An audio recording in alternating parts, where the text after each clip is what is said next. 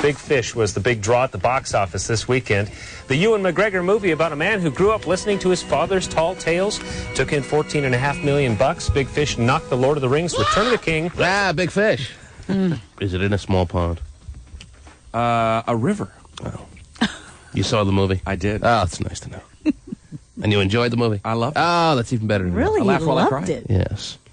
How could anyone go to the movies this weekend when all weekend long you had some of the best football games you'll ever see? Peyton Manning back to pass. There's Marvin Harrison. Don't try to stop him one-on-one. You can't do it.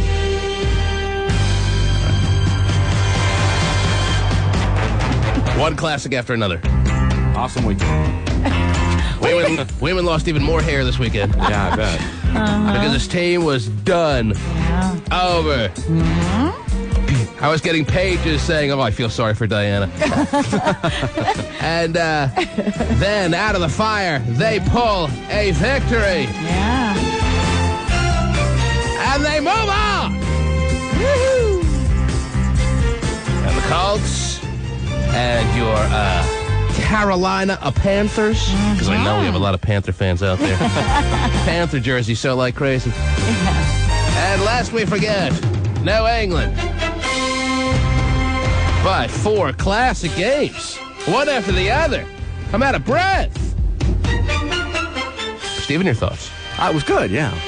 They're all good. All good games. Yes. I'm sure you were glued to the TV. Glued. Yes. What was on PBS this weekend, Steven? Well, they had that little painting guy, a little marathon. Let me just dabble some light color in this corner. Just some light color. Just to represent a couple of bushes. That guy's dead, right? Yes, he is, actually. Yes, that stress-free guy. Died of a coronary at an early age. Yeah. So stress-free. Let me just paint a little light brush. And when the happy clouds aren't what you expect, you get pissed off. You make them puffy like that, they just look like they're smiling. You enjoyed watching that, Steven? Yeah. You couldn't help but want to see what the painting turned out to be. Well, it's always different. Yes. Every time the they painting pull you in. I couldn't watch that show. It was very stressful for me. Why? Because you want him to paint well, quicker? no. The painting always looked perfect. Yeah. And he'd always keep going. I'd be like, stop! It's perfect! What are you doing? You're going to ruin it! Oh, that looks good. Yeah, but then when he adds it, you're Yes. right. It is good.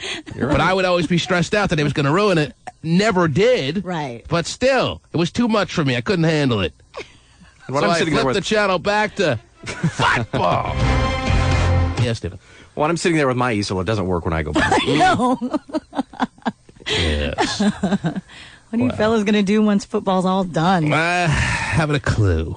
I don't even know what to do on Monday nights now. Yeah, it's now kind that of weird. Monday Night Football is no longer. Yes. Not the best time of year coming up. Thanks for reminding us, Jay. But hey, we have your in vitro to look forward to. Oh, yeah. yes. Mm-hmm. 'Tis the season.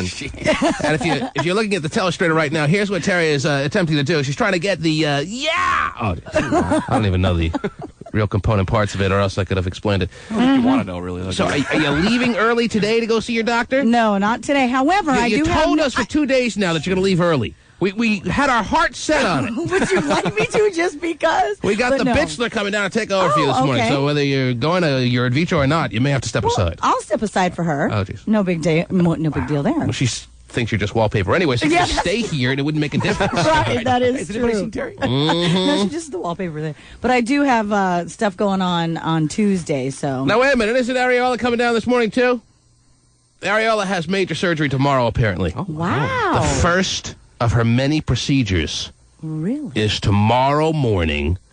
Ariola is getting breast augmentation and liposuction, or no? I don't know. But I know she's getting breasts. Wow, that's exciting. Terry, she has recently changed the CC amount that she was going to get from what is now a inflated number, if you will. Really? I guess we'll have her confirm it, but from what I'm hearing through the Extreme Makeover grapevine, and let me tell you, you can't keep a secret on the Extreme Makeover grapevine. She has recently changed her breast augmentation situation from like 550 cc's in each boobie to like 630. Really? There's going to be a house in each bosom. Geez, 630 in each breast. Well, she's 6'3" and Yeah. 190 pounds, though. That is true. You're right. Time for the You're eyebrow right. dude hot tub Super Bowl Is party. she coming down here this morning? Is that the deal? That's what Or she's my still conversation recovering? with her yesterday was, yes. Still recovering from a weekend of football. I don't know. What's the deal? Yes, well, no, she's like, well, D-Man said I should go bigger, and I decided to go bigger. Oh, so she's putting it on me. How big is she? What was the exact number she's Initially going for? 500, she's going to 600. Oh, that's what it was? Oh. Yes. 500 to 600. Sounded better when you said 630. It's not 630? Unfortunately, it's not. Maybe you can talk her into it. you can talk her into Yeah, it, I talk her bet. into I it. don't really care. Hey, dude, 800. Come on. Come on, be an act of science. So we'll have to wait and see if Areola shows up this morning to show us one last look of her I'm excited for her. before the modifications, if you will. Modifications is an understatement. Reconstruction? A complete overhaul. Maybe the best way to put it when you're talking about Areola and the situation happening with her. Yeah, I'm excited for her. Starting from scratch. Yeah, starting all over. It really is being born again. Yeah. Well, it's better actually that she went bigger. I mean, I'm glad she did because a lot of women, I mean, including myself, I sometimes I look down and go, "Dang, I should have gone a little bit bigger." Are you serious? But then again, I think that for a woman when she's Tara, how are you going to be able to get into a room? I mean, they already sag down to your belly button.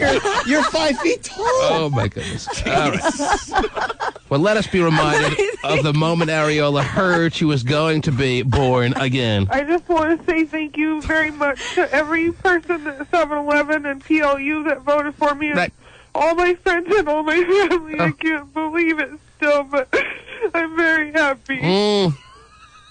And thank you to Dr. Megabet, too. And T-Man and everybody. Yes, I'm just an afterthought.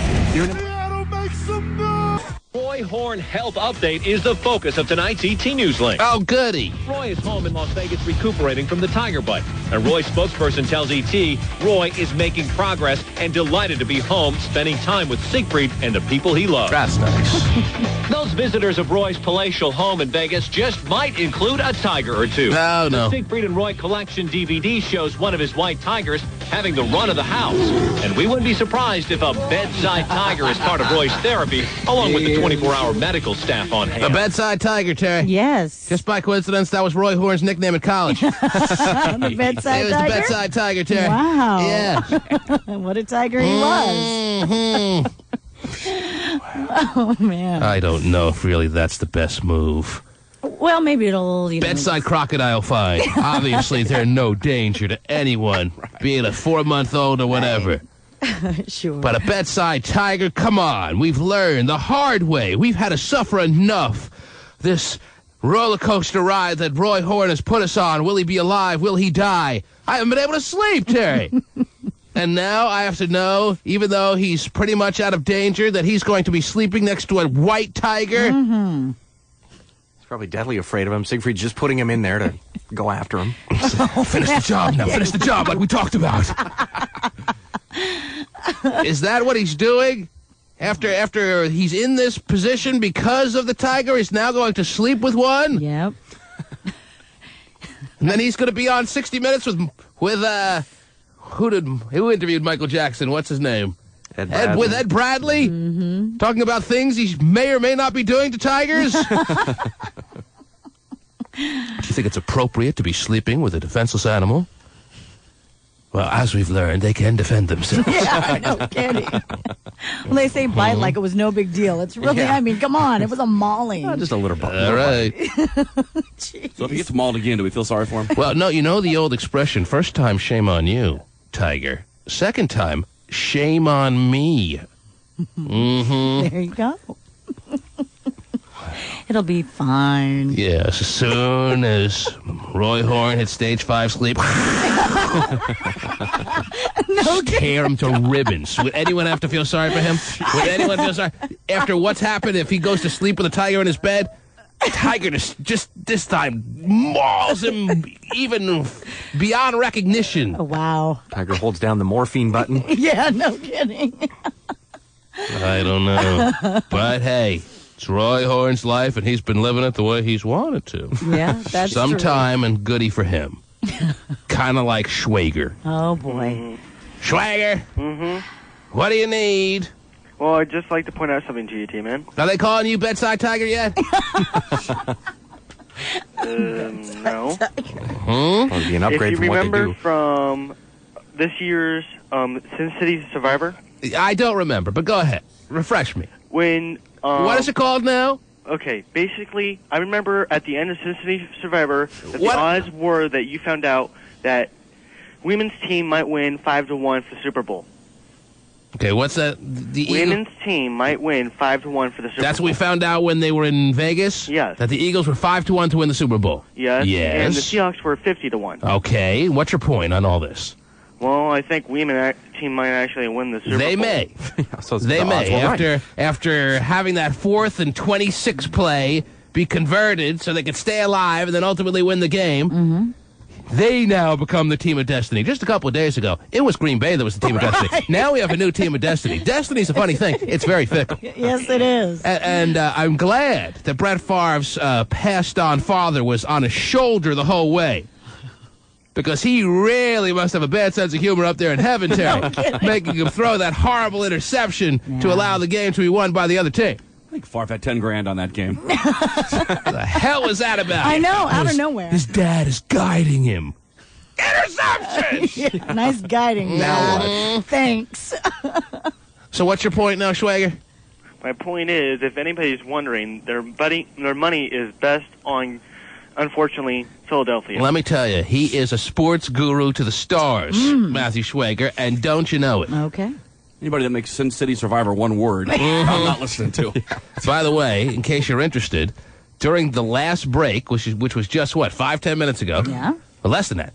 Hotshot Scott raced to the computer, I noticed, and already made a bet online for the game between the Eagles and the Carolina Panthers. Did you not? Allegedly, I did. Allegedly. He's a grown man. He is. It's legalized gambling on the intranet. Wow. And Hotshot has no ability to wait till the weekend when maybe more injury reports will come out, more information about elements of the weather conditions. He already has made a bet. And the point spread online was what? 5. +5 for Carolina. You're telling me it's going to go down, maybe, so... Yes. He's already made it. He asked me during the break which way I thought the line would move, and I said it's going to move in the favor of Carolina. It'll probably go to 4.5, maybe 4. Okay. So he raced because I guess he was interested in betting Carolina, and you bet on the Panthers. I did. There you go. We're gonna take him Wow. straight up eventually, too, He's I an think. evening Panther. He is. Jeez. So I guess he's not really listening to what you're saying, Schwager, about this Eagle Super Bowl victory to be, because he likes Carolina. Well, I'm with him. Hotshot's been pretty, how you say, hot in his online betting lately. Have you not? Red hot, I think is Not just hot. Yeah, just make sure you don't burn yourself. Oh, geez. Ooh. Every degenerate says this at some point, Terry. Yeah, right. But hey, He's feeling lucky, so, postseason football, Hotshot is yet to lose. I'll print out my bets for you if you'd like. You can look at them. He's red hot. He's red hot. Ouch. Yeah, the Jamaicans are going to call. Oh, don't bet no more. Oh, that's not. So all Jamaicans talk, Someday, Hotshot may have to take over the reins of The fearless forecaster. Wow. That'll be the day after he becomes a deaf mute. Schwager, Yeah. have a great school day, okay? Anything else you need to add? No? Okay, good. Bye. Okay. You already bet, Terry. Yeah. Couldn't wait. Jeez. Is that a bad sign, or Well, I thought that. just see it as mild forms of entertainment for Hotshot? I thought he said he was done doing that, but I guess not. He was done for about 2 days. Oh, okay. And he picked it up again. Because then he got on this streak. Did you ever say you were done betting online? I did. Mm-hmm. And how long did that last? 3 games. 3 games? I went 3 for 3 in the first 3 games. Didn't bet any of them. So then I bet the 4th yesterday, and that's how I got sucked back in. Steven, are you concerned that Hotshot has already made a bet for the weekend games, which are days away? You got to get it in early, You got to. I'm concerned that he may, lose his shorts here at some point, but he's a grown man; he can deal with it. All right. He can take the hit, right? Yeah. What else is going on in the world, Terry? Got some news for you about Britney Spears. Apparently, she's seeking counsel from John Cusack.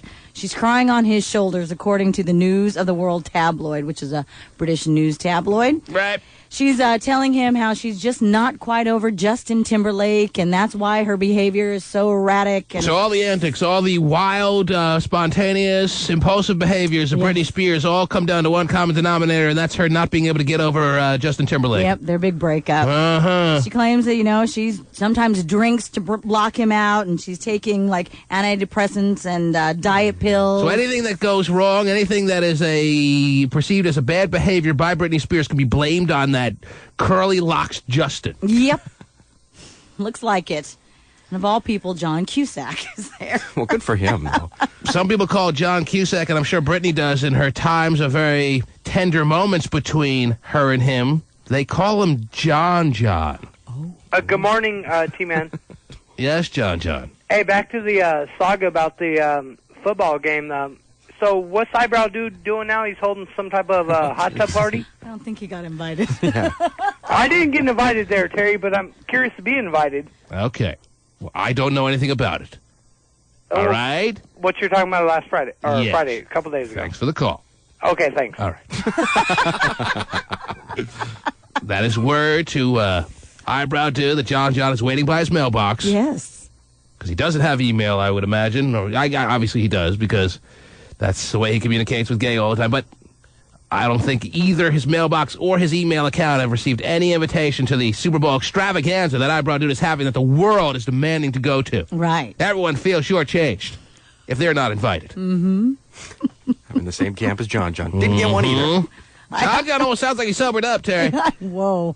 Which pretty much could give you the understanding as to why we've shortened his on-air appearances. I'm taking John not getting invited, plus the points. Oh. Eyebrows party. Okay, we'll allow you to race over to your account there, Hotshot, if you can't wait for the break. I'm going right now. Plus 5. I'm taking it. That means Philly can win by 4, and you're still a winner. Yes, it does. Wow. All the games have been overtime. It's going to continue on this weekend. You could bet the money line online, right? Yes. If you think Carolina's going to win, you could bet them to win straight out, right? I'm going to bet that eventually, too. No, he has no problems. There you See go. how my NBA goes this week. So we haven't gotten word from the fearless forecaster himself, but Hotshot is telling you that Carolina will win this football game? They got the wrong team favored. Carolina's going to win. Oh. The fearless forecaster, the T-Man. Health leaders are investigating another possible case of SARS. SARS! They're searching a man's apartment for traces. Terry, she got scared. You see her jump? Oh, my gosh. I'm afraid of SARS too, Terry. I know what you're feeling. Mm-hmm. Health leaders are investigating another possible case of SARS in China. I want Terry to do it alone there. Oh. Because she was caught off guard and didn't assist in our screaming of SARS. Right. You're all alone here, Terry. Let it rip. Gotcha. Health leaders are investigating another possible case of SARS in China. No. Oh. Not SARS. Oh. You can't hear the fear. Oh. Well, And it's not SIRS. I said SARS. Health leaders are investigating another possible case of SARS in China. I don't feel the fear. Not feeling it. It's like she thinks it's funny. She thinks it's a big joke. It's a scary epidemic, Terry, plaguing our world. I understand that. And you got to let it be known in your screaming of the word SARS exactly those sentiments. Okay. And it goes something like this. Watch me. Health leaders are investigating another possible case of SARS. SARS! All righty. See, that's scary. That is. All right? Okay, You get it now? I Do you need think I further do. instruction? Are you ready to go on your own? I think I'm ready. Is she ready to fly solo? Not sure. I don't know Health myself. leaders are investigating another possible case of SARS SARS! in China. They're searching. That's better, Terry. Hang in there. Okay. There's possibilities for you, kid. Super. They're searching a man's apartment for traces of the disease. Wow. See now, Terry? It's almost like you committed a crime when you have SARS. They're searching a man's apartment. We have a search warrant. Get the hell out. Right, we're looking. You're dead to rights now, dude. Don't touch the germs. This is the third suspected case of SARS to pop up in China in recent weeks. Wow. See, now it's all over China. China. Mm-hmm. 3 people have come down with SARS. Not good. That means a few weeks from now, 9 billion. And that's only 1/3 of the population. China. Yeah. Mm-hmm. Oh, my goodness. We'll keep you posted, as we say in the trade, on the updates with SARS. How does he look for it? Oh, there it is, right next to the box of wheat thins. Mm-hmm. Like you have wheat thins in your apartments. Nothing thin. Reduced fat. Oh, is that what it is, David? Now, if only you were reduced fat. What else? What else is going on in the world, Terrence? I'm looking over Hotshot printed out for me his online betting history. Really? How far back does this go? That's the past 15 days. 15 Quite the days. extensive list of betting history here for 15 days. Wouldn't you agree or no? It's lonely in the old studio apartments. Got more than one page of bets there. And he highlighted his wins, and they are plentiful, Terry. Well, congrats. He's proud of the run that he's on. Good deal. However, every gambler goes on runs. That's true. So This is a pretty good one. Is this company legit? I mean, are they just waiting for you to lose so they don't have to pay you? Oh.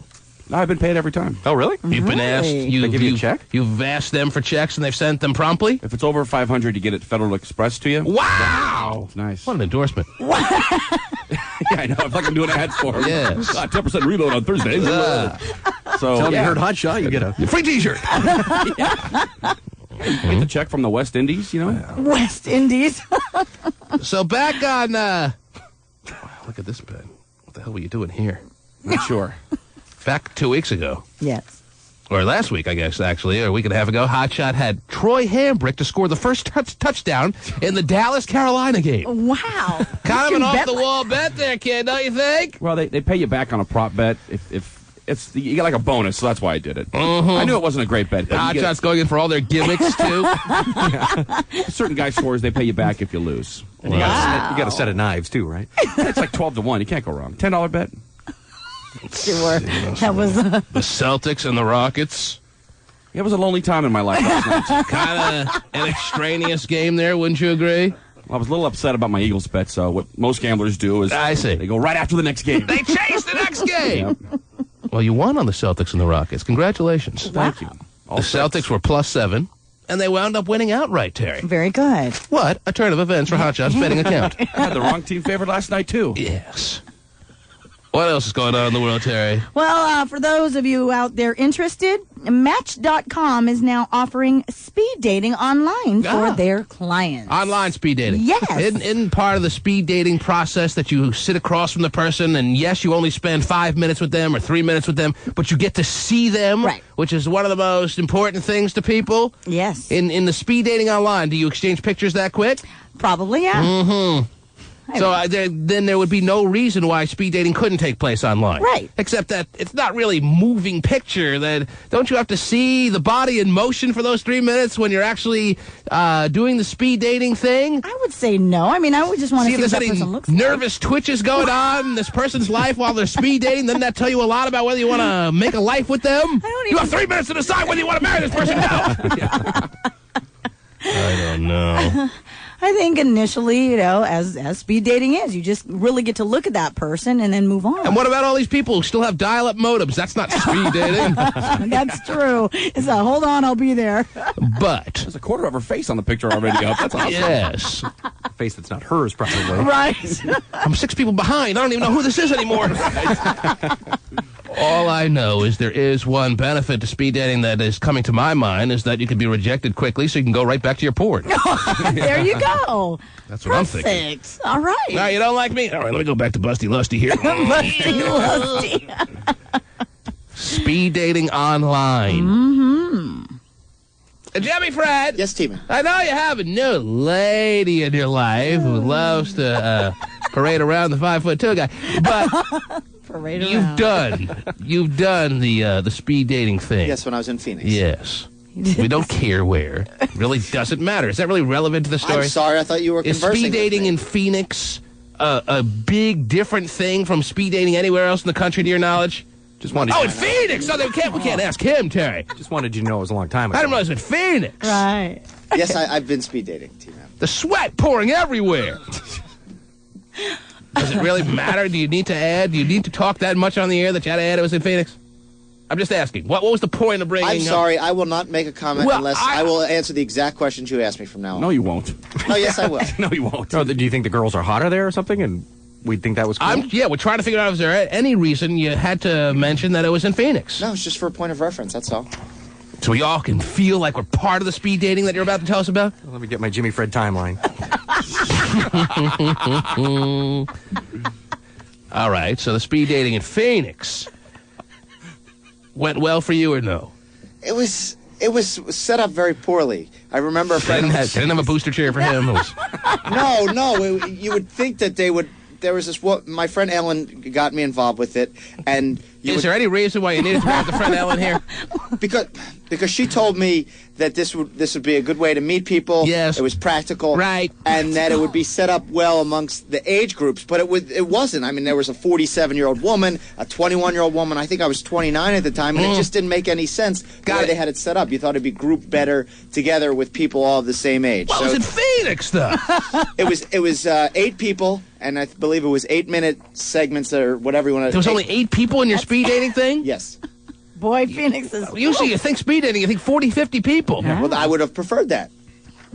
Well, maybe they heard that... All right, never mind. 8 people, is that 4 guys, 4 girls, or... No, 16 people. Then. Okay. Oh, okay, so it was 8 guys, 8 women. Yes, all right, not I saw horrible. 8, there are 18 total because you can't see yourself. So I saw... He tried. Yeah. Every day since 8th grade. I saw 8 women. Great. Yes. Right? What's that now? So I spoke to 8 women, yes. 8 women. And of those 8 women, how many were candidates for your life at that time when you were in Phoenix? None were candidates. One girl, I walked to her car and made out with her in her car, but that was it. All right, whatever. I swear, why would I make that up? It's amazing. He scores just like that. I didn't. Yeah. I'll swear on Pidgey. Oh, wow. Maybe that's who you made out with.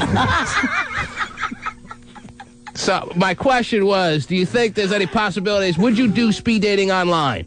I'm not a big chatter online. I don't like typing and talking. Because you can't make out in cars online, right? You're a big car maker outer. Back in the day, yes. Yes. Pressed up against the car. Mm-hmm. Oh, boy. Watch out. Is that the stick shift? Are you happy to see? I don't know. Oh, boy. What she look like? The woman you said so many great things during the speed dating moments that you couldn't wait to get you in her or your car. Whose car was it? It was hers. It was her car? Yeah. What'd she drive? I don't remember. You were too embarrassed to take it to your car. No, I walked her to her car like a gentleman. Mm-hmm. She was a daddy done good at best. You walked into her car, then you flipped her legs in the air like a gentleman. Yeah, so gentlemanly. Right. Was she the last one you saw, or did you just go back to her at the end of the whole thing? No, it was kind of like we were both... How old was she? She was either a year older or a year younger. She was around the same age. All right. We were both just disgruntled with the whole scene that we thought it'd be better than it was. So it was kind of like... the whole process sucked. Let's go make out in the car. I'm going to walk into your car so no stranger attacks you in the parking lot. Right. Because I want to be a gentleman. You don't want any imposing male-looking figure to attack you, so I'll do it. Right. Now, she was a daddy done good at best, but because of the rest of the women there, she seemed like a player's choice to me because it was just pick of the litter. Pick of the litter, literally. Yeah. And you didn't call her again or anything? So what'd you do in the car? How far did you get? I was just made out. That was it. You made out, meaning what? You just started kissing. That was it. You were just kissing in the car? Yeah, for a little. For a little. Wait, so she was the hottest girl there, and you pulled the hottest girl there? She wasn't hot by any stretch of the imagination. She was the best looking. Did she have nice big boobies? She did have big boobies. That he recalls. Did your little hands get on the big boobies or no? I don't recall. Probably not. Tari? Yes, T-Man. He did a little speed dating. He did. Went on a little walk. Oh. Got in her little car. Took his little hands out for action. Put them around her big body. Tried to graze past her big nipples. And she said, that's a little too fast. But he gave her a little kiss with his little lips. His little eyes were bulging out of his head, Terry. Little penis was a throb. Little action going on in that car, Terry. Oh, yeah. Little bit of heavy breathing. Little bit of a connection made between two little speed daters. And it made him feel all happy and satisfied in his little hand. Congratulations on that night. It was one that lives in infamy. Mm-hmm. It's one lives in infamy. So never called her back, never went out with her again? Never talked again, or what? I took down her number, And then I remember that Then he ripped it up. No. Then I didn't call her for a couple weeks, and then it was like a Friday or Saturday night, and I was driving home with some friends drunk from a bar, and I called her, and she wasn't home, and she never returned the call. Wow. Good thing you were driving home wasted, though. I didn't say I was with friends. I wasn't the one driving. Oh, okay. Jeez, sorry. I agree. Jeez. How dare you assume he drinks and drives? Mm-hmm. Fascinating. Mm-hmm. So there's so much to be offered in the speed dating world, as you're hearing, ladies and gentlemen. Yeah, everybody's going, oh, whoa. Enjoy. Yeah. Match.com realizing how en vogue, yes, even speed dating is today, even though it's been going on for years now, that they can help, but have to offer that service to you as a Match.com patron. Mm-hmm. So every night, is it a speed dating night on Match.com or what? Sure. I would assume so. Mm-hmm. It's not a speed dating Thursday. No. It's every night or what? Who does Match.com around here? Anyone? Why? Who's asking? Yeah. Well. Come on, we have to. Should I open the phone lines? We have to have listeners who do Match.com, I'm right? sure we do. Match.com is one of the most popular dating sites, right? It is. Okay. Yes. All right. I think it'd be interesting to find out, right? Speed dating. Well. All right.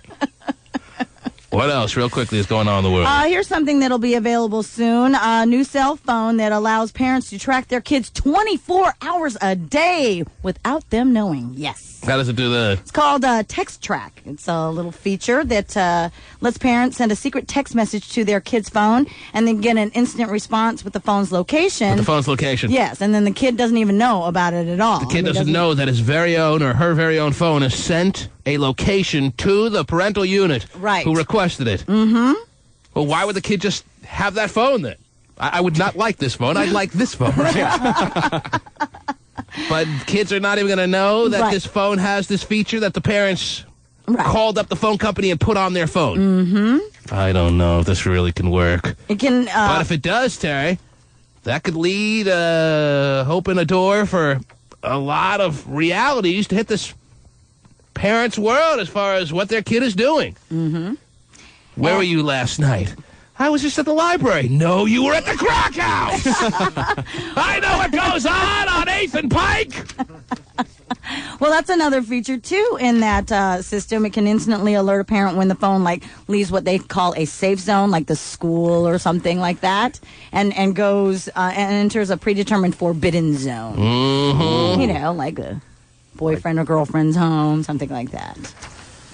So, sorry. And they say it only costs about 55 cents a message there. Is that right? Mm-hmm. Can be sent from a computer or a phone, So your days of having to follow, at least the plan was to follow your kids around everywhere they go, Terry, like you do your husband, is over. Right. Yeah, that's easier. Can't wait to get this phone, man. If this phone works, it only stands to reason that it could be used for your spouse or the person that is your significant other. Right. Why would it be just for Why would it be for kids? Well, I can't believe my boyfriend went to the bathhouse. What is he doing there? He was clean when he left this morning. What would drive him to the bathhouse? Get extra clean, huh? Mm-hmm. So it doesn't seem like to me it's really a situation for parents to monitor their kids. It sounds like something more designed for significant others who are non-trusting, Terry. Yeah. He went to that bitch's house! I don't know. Definitely be interesting to have there. You're on the air. Yo, team. Yes, sir.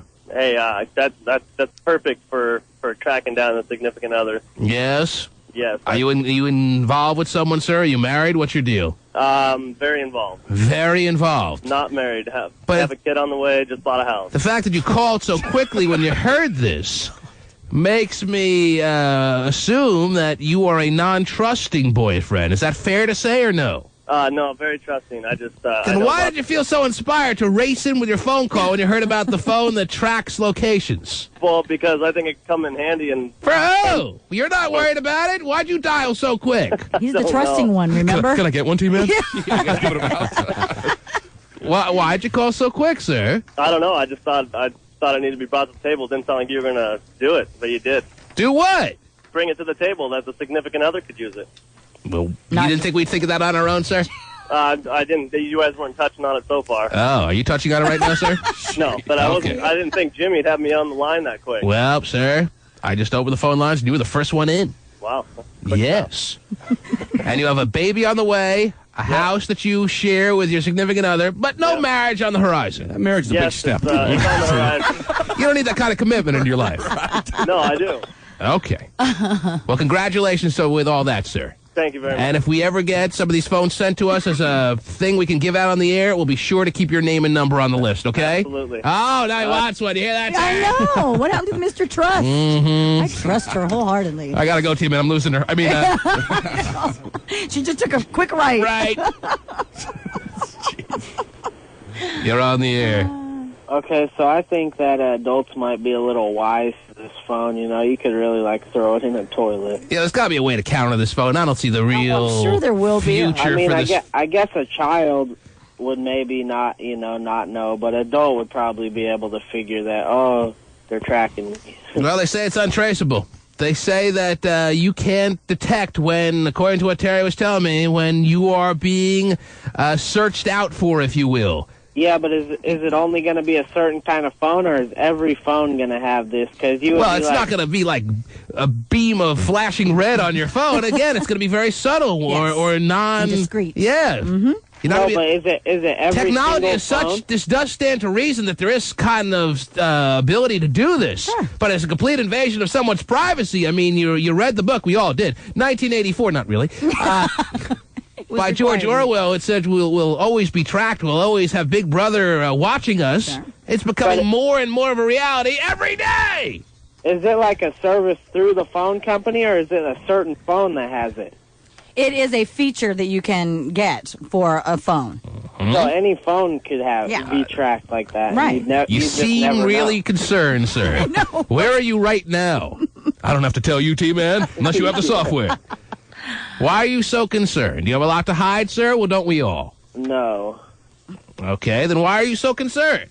I don't know. This just seems like a little sneaky to me. Well, yeah, you think?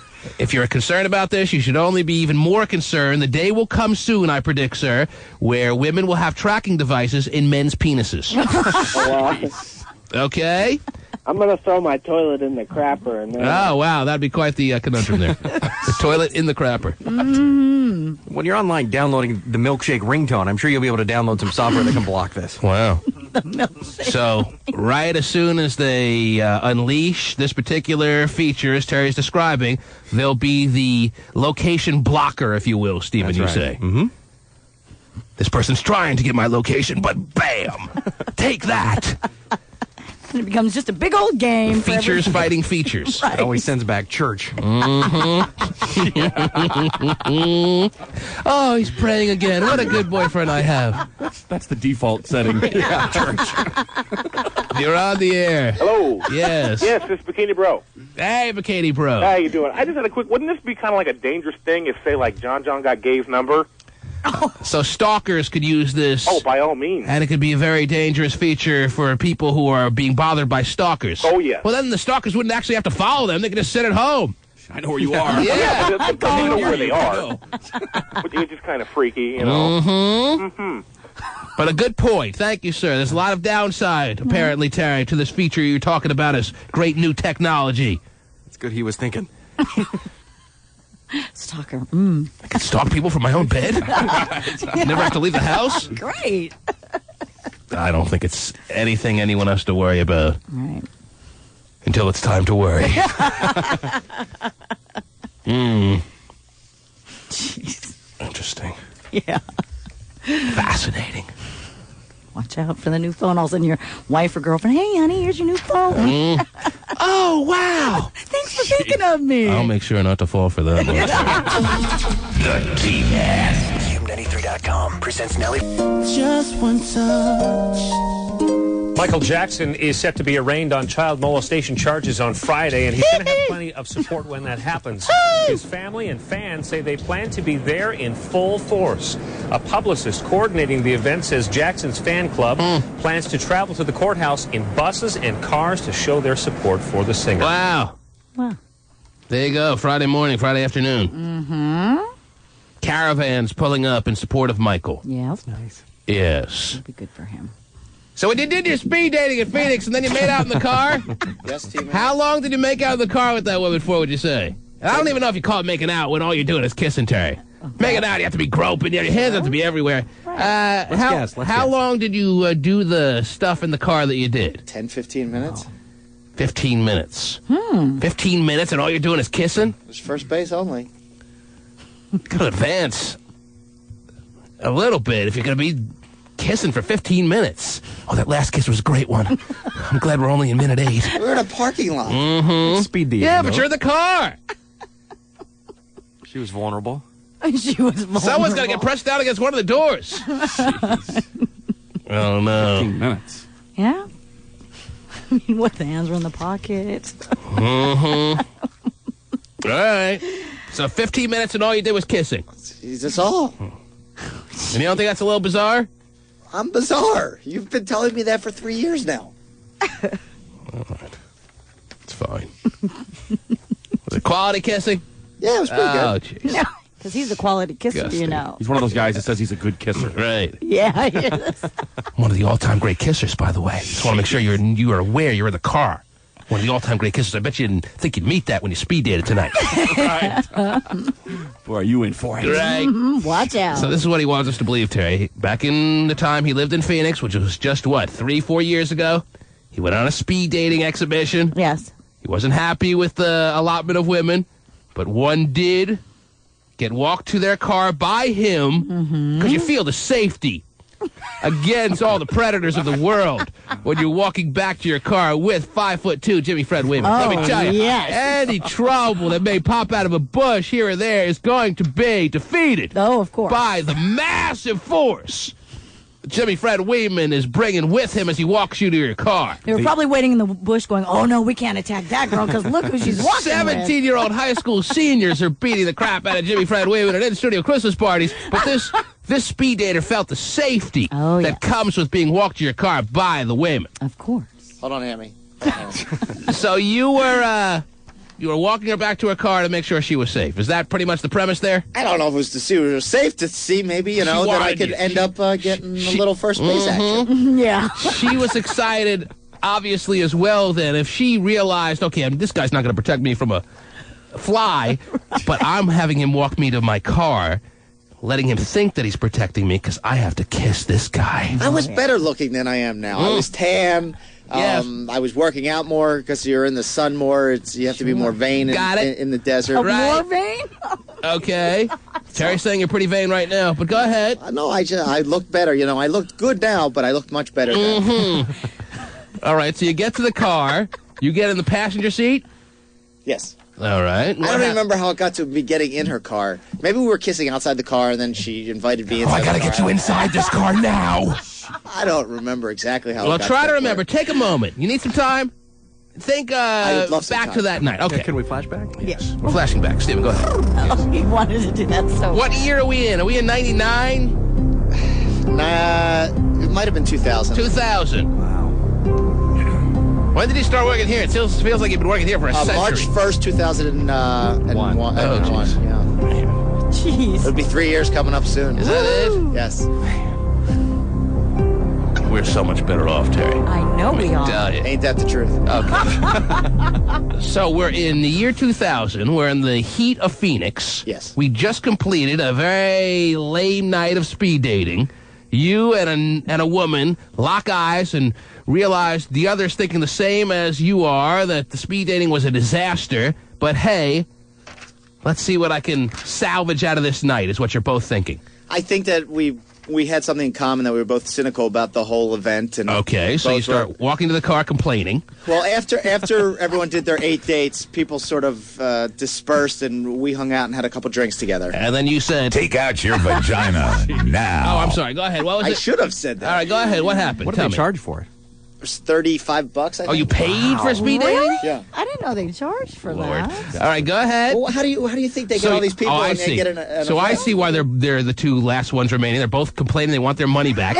And then what happens? I complain that I wanted my money back. Whatever, of course you did. Then what happened? You get to the car and what happens? What do you pretend like you're having the conversation with her, like you're back in that moment right now. Forget we're here. Pretend like you're there. I think we exchanged phone numbers. No. Don't tell me what you think. Be there.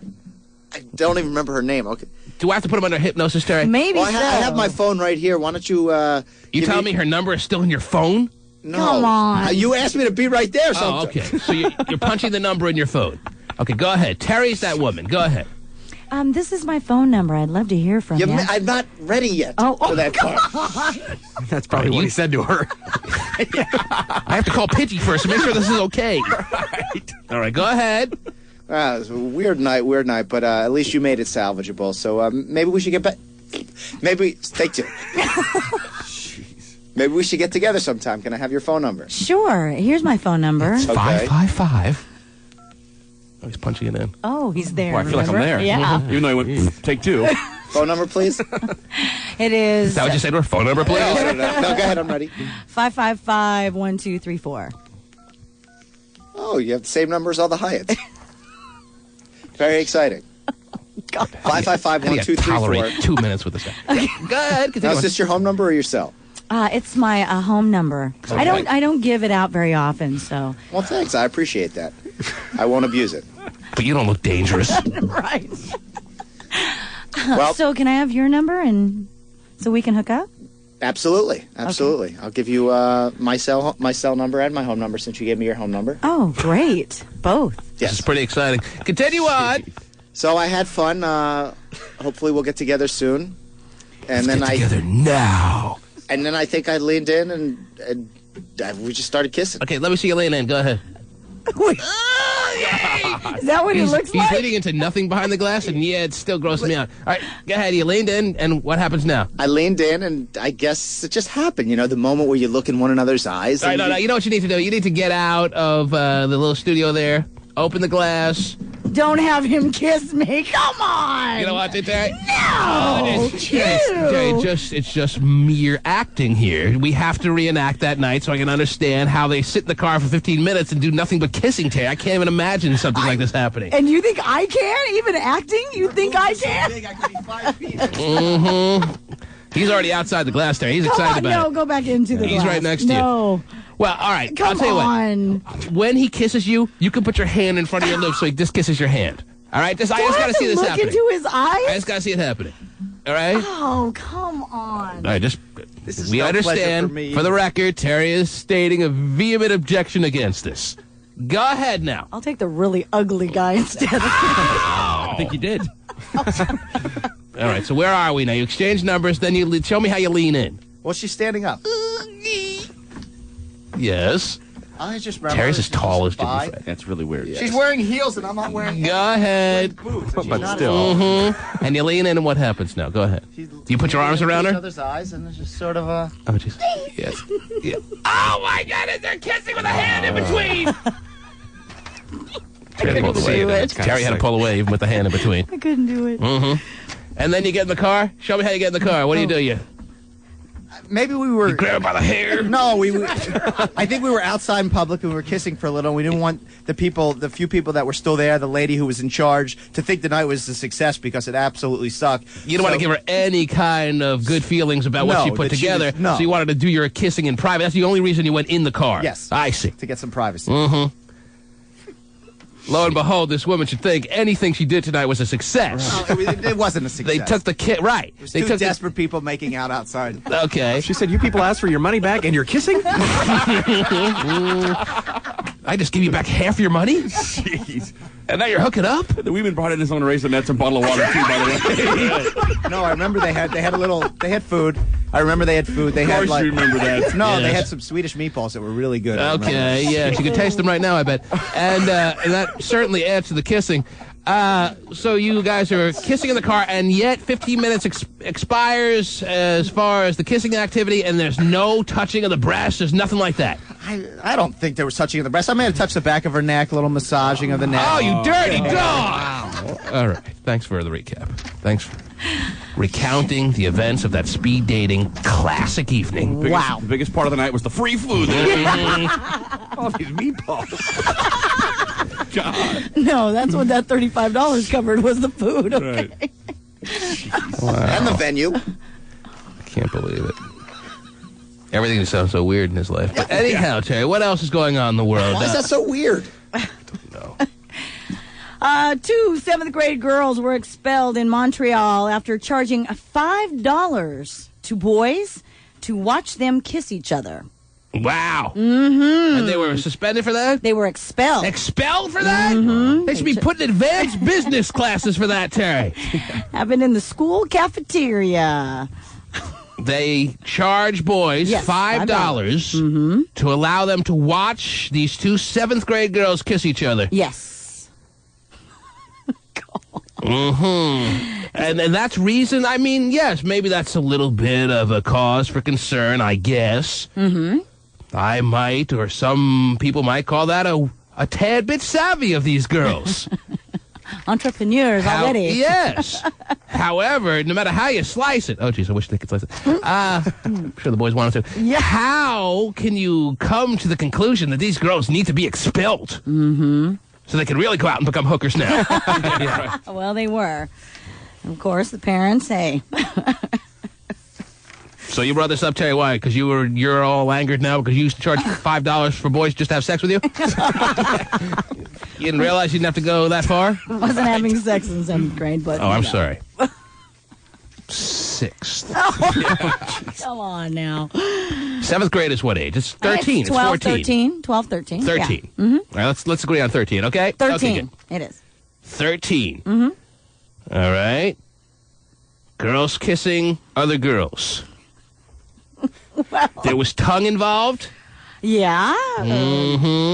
Doesn't say in this. Let me see the story. Well, yes. it tells where they got the idea from. The gym teacher. Principal. Let's see here. Oh, yeah, it does. It says they got the idea after watching Britney Spears and Madonna kiss each other during the MTV Awards. Like, they didn't realize that was possible until we can do that? Right. It's a cop-out. That's the excuse they gave the principal when they were explaining themselves. But I guess it didn't hold up well. They've been expelled. Right. Wow.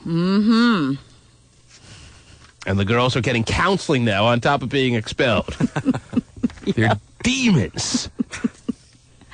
What do you think, Stephen? Is this a reason for two 7th grade girls to be expelled from school? I don't know if expelled. Maybe. What does expelled imply now? Does that mean you can't be reinstated at any point? Right. Like when a year expires, can you apply for reinstatement in 8th grade or what? No, not in that. Not really? in that district. You're done. You're done in that district. Well, I thought that just meant you were kicked out for the year, and then you had to remake the year.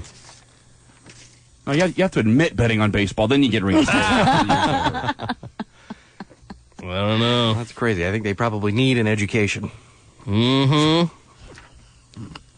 She was thrown out of school, quote, from one of the parents of these very devious and scandalous young ladies.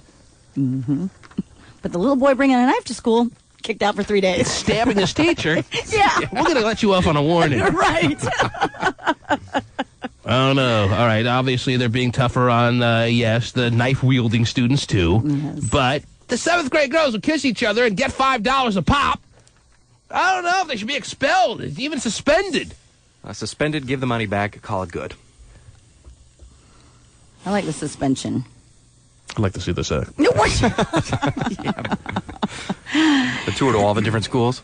Polish up my resume. Becoming a teacher. Mm-hmm. There we go. All right, what else? What else is happening? According to researchers at the University of Chicago, we spend half our lives looking for our soulmate. Half our lives. Mm-hmm. The fact that we're married for 3/4 of our life doesn't really bode well for that statistic, Terry. We spend half our lives looking for our soulmate. Yes. Huh. When you find that person, huh? Yes, then you leave your marital partner and you really can start your life.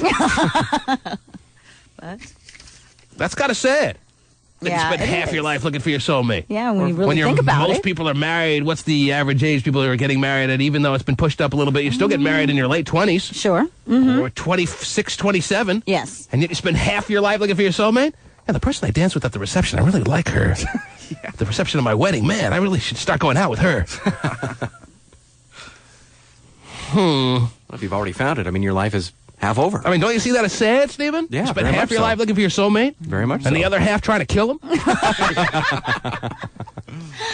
This is terrific. Well, Speaking of terrific, the fact that he's calling this early in my mind is terrific. Not really. He was born in the bayou. Eating a ham sandwich. With a golden spoon. With golden teeth. I think romantic is just sitting down and what a like this. He's a guy looking for Miss Do-Right. And in the meantime, f***ing everybody inside. Yeah. He's high on life. And probably something else, too. And now, the most romantic man in the land. Just chilling. He's the ham sandwich guy. I say wow. I say wow. Whoa now. Imagine me this is a speed dating experience. What's up? Hammy, I know you've been spending a good portion of your life looking for, as you call her, Miss Do-Right to appear. Don't feel discouraged, Tammy, because Tari's statistic points out that people look for half their lives trying to find this person. I say good morning to the real Section A woman. Please wake up, as this is attending to you, and as this is all about you. This morning, if you have dishes piled up to the piled up, if you still have an odor in your home, I would love to come to your home and clean it up. I say people are still not living up to their New Year's resolution this morning. I hate when I have dishes piled up to the piled up, Tari. Yeah. That's what I know. Last but not least, Yes, Hammy. from the women to the men. This is a man's world. But it's nothing without a woman. Tari's raising her eyebrows when you say that. She says it's a woman's world. The ladies are sick and tired of the men peeing all over their toilet seats, peeing all on the floor. This is deep, They're Tari. tired of the men peeing to the urine. They want y'all to please clean it up. I'm glad you rose earlier this morning to give us these words of wisdom, Hammy. Can I call you Tammy?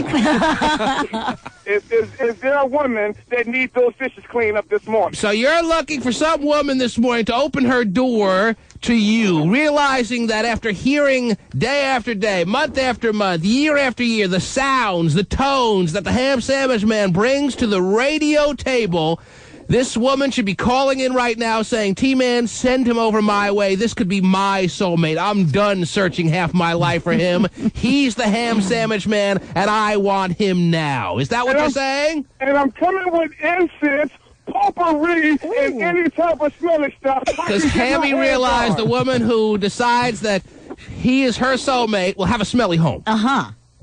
Is that what you're telling us? Let's clean it up. Let's wash the dishes. Let's change the PD clothes. If you got dirty clothes in your house this morning and there's no washing powder, I need to be there.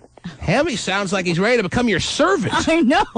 To whoever decides that he is that they're each other's soulmates. Mm-hmm. See, man, if they have dirty clothes in their house this morning but no washing powder and the dishes are piled up to the parlor, I need to be there. But why are you so interested all of a sudden in doing some woman's domestic chores? Mr. Mom. This is a new year, and they're not living up to their New Year responsibility. So why does it become your responsibility? I need to crush that. I'm concerned this morning. Personal problem. Personally, he likes things clean, damn it. But when you realize, okay, my dishes have been done, my house smells cleaner, but your weed and your DVDs are missing, you realize that maybe it's not the best trade-off in the world. True. And my daughter got knocked up. I don't know if this is really a good idea. She's going to call in, and I'm ready this morning. So you're saying... I'm not ready like Freddie, but I am ready like Hammy this morning. Oh, gee. So you're saying in a matter of seconds, our phone lines are going to ring with that lady that you're soliciting right now? Could she please wake up? Because I'm seeing the phone lines ring, but I'm not seeing any woman really responding to this yet, Hammy. I hate to have to break that to you thus far. I mean, that could change at any second. But so far, your very attractive advertisement of yourself is not, how you say, working out. And with the power you have, you're going to make it happen. I need to get there this morning. Hammy asked for $500 in cash. It happened in 2 seconds. I know it did. I remember. But somebody opening their front door to the ham sandwich man with the enticement that he's offering of cleaning their dishes. Mm-hmm. And they're just laundry. to start a relationship off on the right foot that he sees as a possibility is not necessarily winning these ladies over so far, Terry. I don't see the response. All right. Is anyone calling in wanting the ham sandwich man yet? Not yet. On top of their icebox, they need to have cornflakes, a whole icebox for the cornflakes, Hammy, and milk in their refrigerator. I don't think you're getting this, Hammy. You're making further demands, and it's not like you could be making further demands when nobody has called so far interested. Clear the lines and let's do it all over again. Okay. I'll clear some of these lines. Let me clear a line. Yeah, there's 2 lines now clear. Okay, there it is. 2 lines clear. 1-866-663-T-Man. The ham sandwich man wants to take down the pileup of the pileup. Yeah, your whole weekend and a couple days of dishes there. Get them clean. Dirty clothes, but no washing powder. I repeat, I need to be there. Hammy, I hate to have to break this to you. Don't break it to me, bro. Still nothing? Don't break it to me. Let me take some of these lines, all right? Let me just take some random ringing phones if you don't mind. Oh, boy. Terry's got a saggy VJ. Yeah. Let me take some of these lines as they're coming in, see what's going on out there. You're on the air. Hello. Hey there. Yes. I'm trying to, I'd like to talk to him to ask him why he wants the stank bras in his house is dirty to come over and clean it. All right, turn down your radio, for you are on the air live with the ham sandwich man. Are you there? Oh, I'm here. My reasons for this, I go to a lot of people's houses, and their houses are dirty. They have dishes piled up to the pile. I just want to put my hands in some water and do a good deed this morning, and there's nothing wrong with doing a good deed this morning. His house is dirty. Now, Terry, it sounds like he's making quite the noble offer, but do you see any ulterior motives here? Are you concerned for these ladies who may be enticed into this, or no? Well, it does sound like he's trying to be nice about it. Has admitted, we've heard on the air, he's stolen Mercedes pens. Yes, he has. He has fractured a minor law or two, nothing major by any means. Sure. Is that anything we have to keep in mind, or no? No, I don't necessarily He just think wants that. to go over and clean their dishes and then leave. Yes. Who wouldn't, Terry? Right. So are you inviting him over? Oh, she hung up, I guess. Put that down as a maybe. If they don't leave their address, it's not a good sign. You're on the air. Hello? Hello, you're on the air. Hello? Yes. Yes, I say, huh? Say what? What is? Say, hell no, I don't want Hammy cleaning my dishes. You hear that, Hammy? I am still looking for, and they know for a fact they got dirty dishes in their house. And it's a good thing. Yeah, don't lie, lady. It's not a bad thing. You're on the air. Hello. Hello? Yes. He can come to my house. Oh. Hammy. I'm married, but he can come clean. Hammy. She's saying she's married. She's found her soulmate, but if you want to come over and clean for free, you're invited. She can be married, she can be sad, and she can be happy. It's a deal, and she can locate me, or I can locate her. So you want to be picked up as well. Is that what you're saying, Hammy? That's exactly what I'm saying. Tough to run a business that way. I know. He can come clean my kids' room and everything. That is. Oh, boy. Hammy, would you like to tell this woman where you are right now? Are you willing to pick? All I want to do is wash some dishes and wash a couple loads of dirty clothes. I got all of that.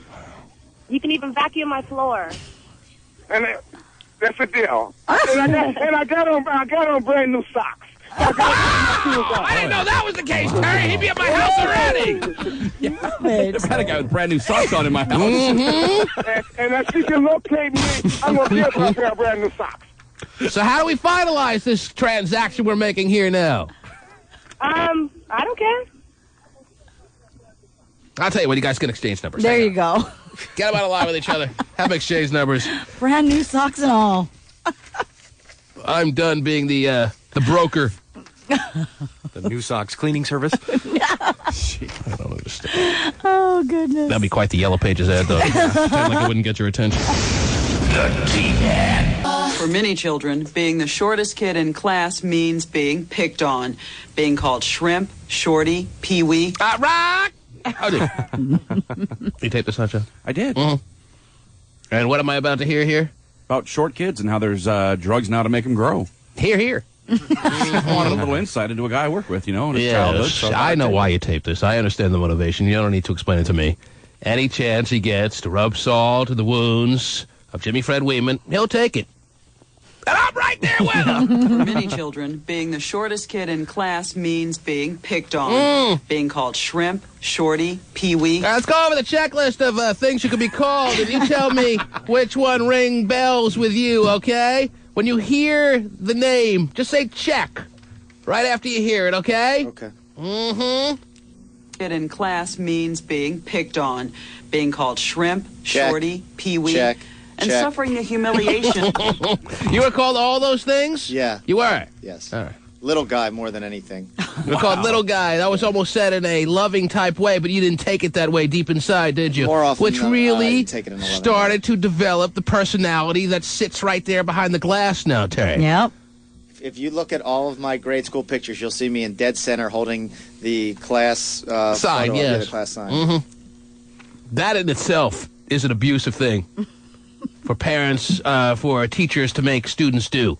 Because everyone knows the kid who holds the sign is the little one.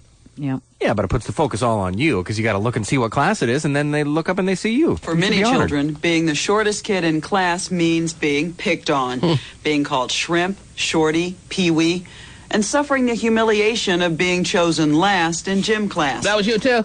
I was not chosen last in gym class. You were the athletic peewee, shrimp, and shorty. Oh, I was always a good athlete. Kickball, very good at Right. it. Fast, very fast. Fast! Oh, Terry. His boy. little legs could motor Yes, they around could. second base on his way to third. Second to last. Okay, good. We'll agree on that. Oh, What? not second to last. Not second to last? He was First! I'm sorry, I forgot. You had to have Jimmy Fred on your team. I didn't say I was You want us first, to but win. I was more towards the upper half than the lower half. Okay. I wasn't Steven. There you go. Steven, any response to that? Well, I wasn't picked last either. You just didn't play. I didn't play. I announced all the games. You were in the nurse's office for your shin splints. Right. And your thyroid and your kidneys. I'm a medical wonder, Yes. Which one was it again during the kickball days? Well, then Was I the had my kidneys back then, yes. Wow. I missed half my fourth grade year because of it. And lest we forget his heart condition, Terry. Right. He had that too. Born with a hole in the heart. Yep. Oh, Jesus. Ooh. That's kind of ugly. But it's filled in now. Yes. Filled Good in to quite know. nicely. Baby! Filled in just as everything else has. Kids used to have to just buck up and live with the teasing, but as you'll see tonight, the 21st century family has I'm still a new living with the solution. teasing. Is that what 33 you did? years old. You bucked up and you lived with the teasing? Isn't it kind of weird now? Isn't it kind of ironic that you just missed out on these growth hormones that apparently, is that what the story's about? Yeah. No, it sucks, That are now actually. available? At 5'9", I would have been happy.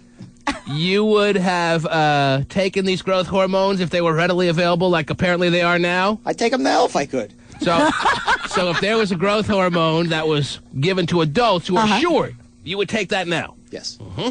Jeez. Can you blame them, Terry? Kids used to have to just buck up and live with the teasing, but as you'll see tonight, the 21st century family has a new solution. Injections of something called human growth hormone. A recent FDA approval now allows the shortest children out there to take daily shots of the drug. Right. It may surprise you, but this kind of medication is not at all uncommon. It has become, pardon the pun, a growth industry in America. Got it! And it raises some troubling questions. Uh-oh.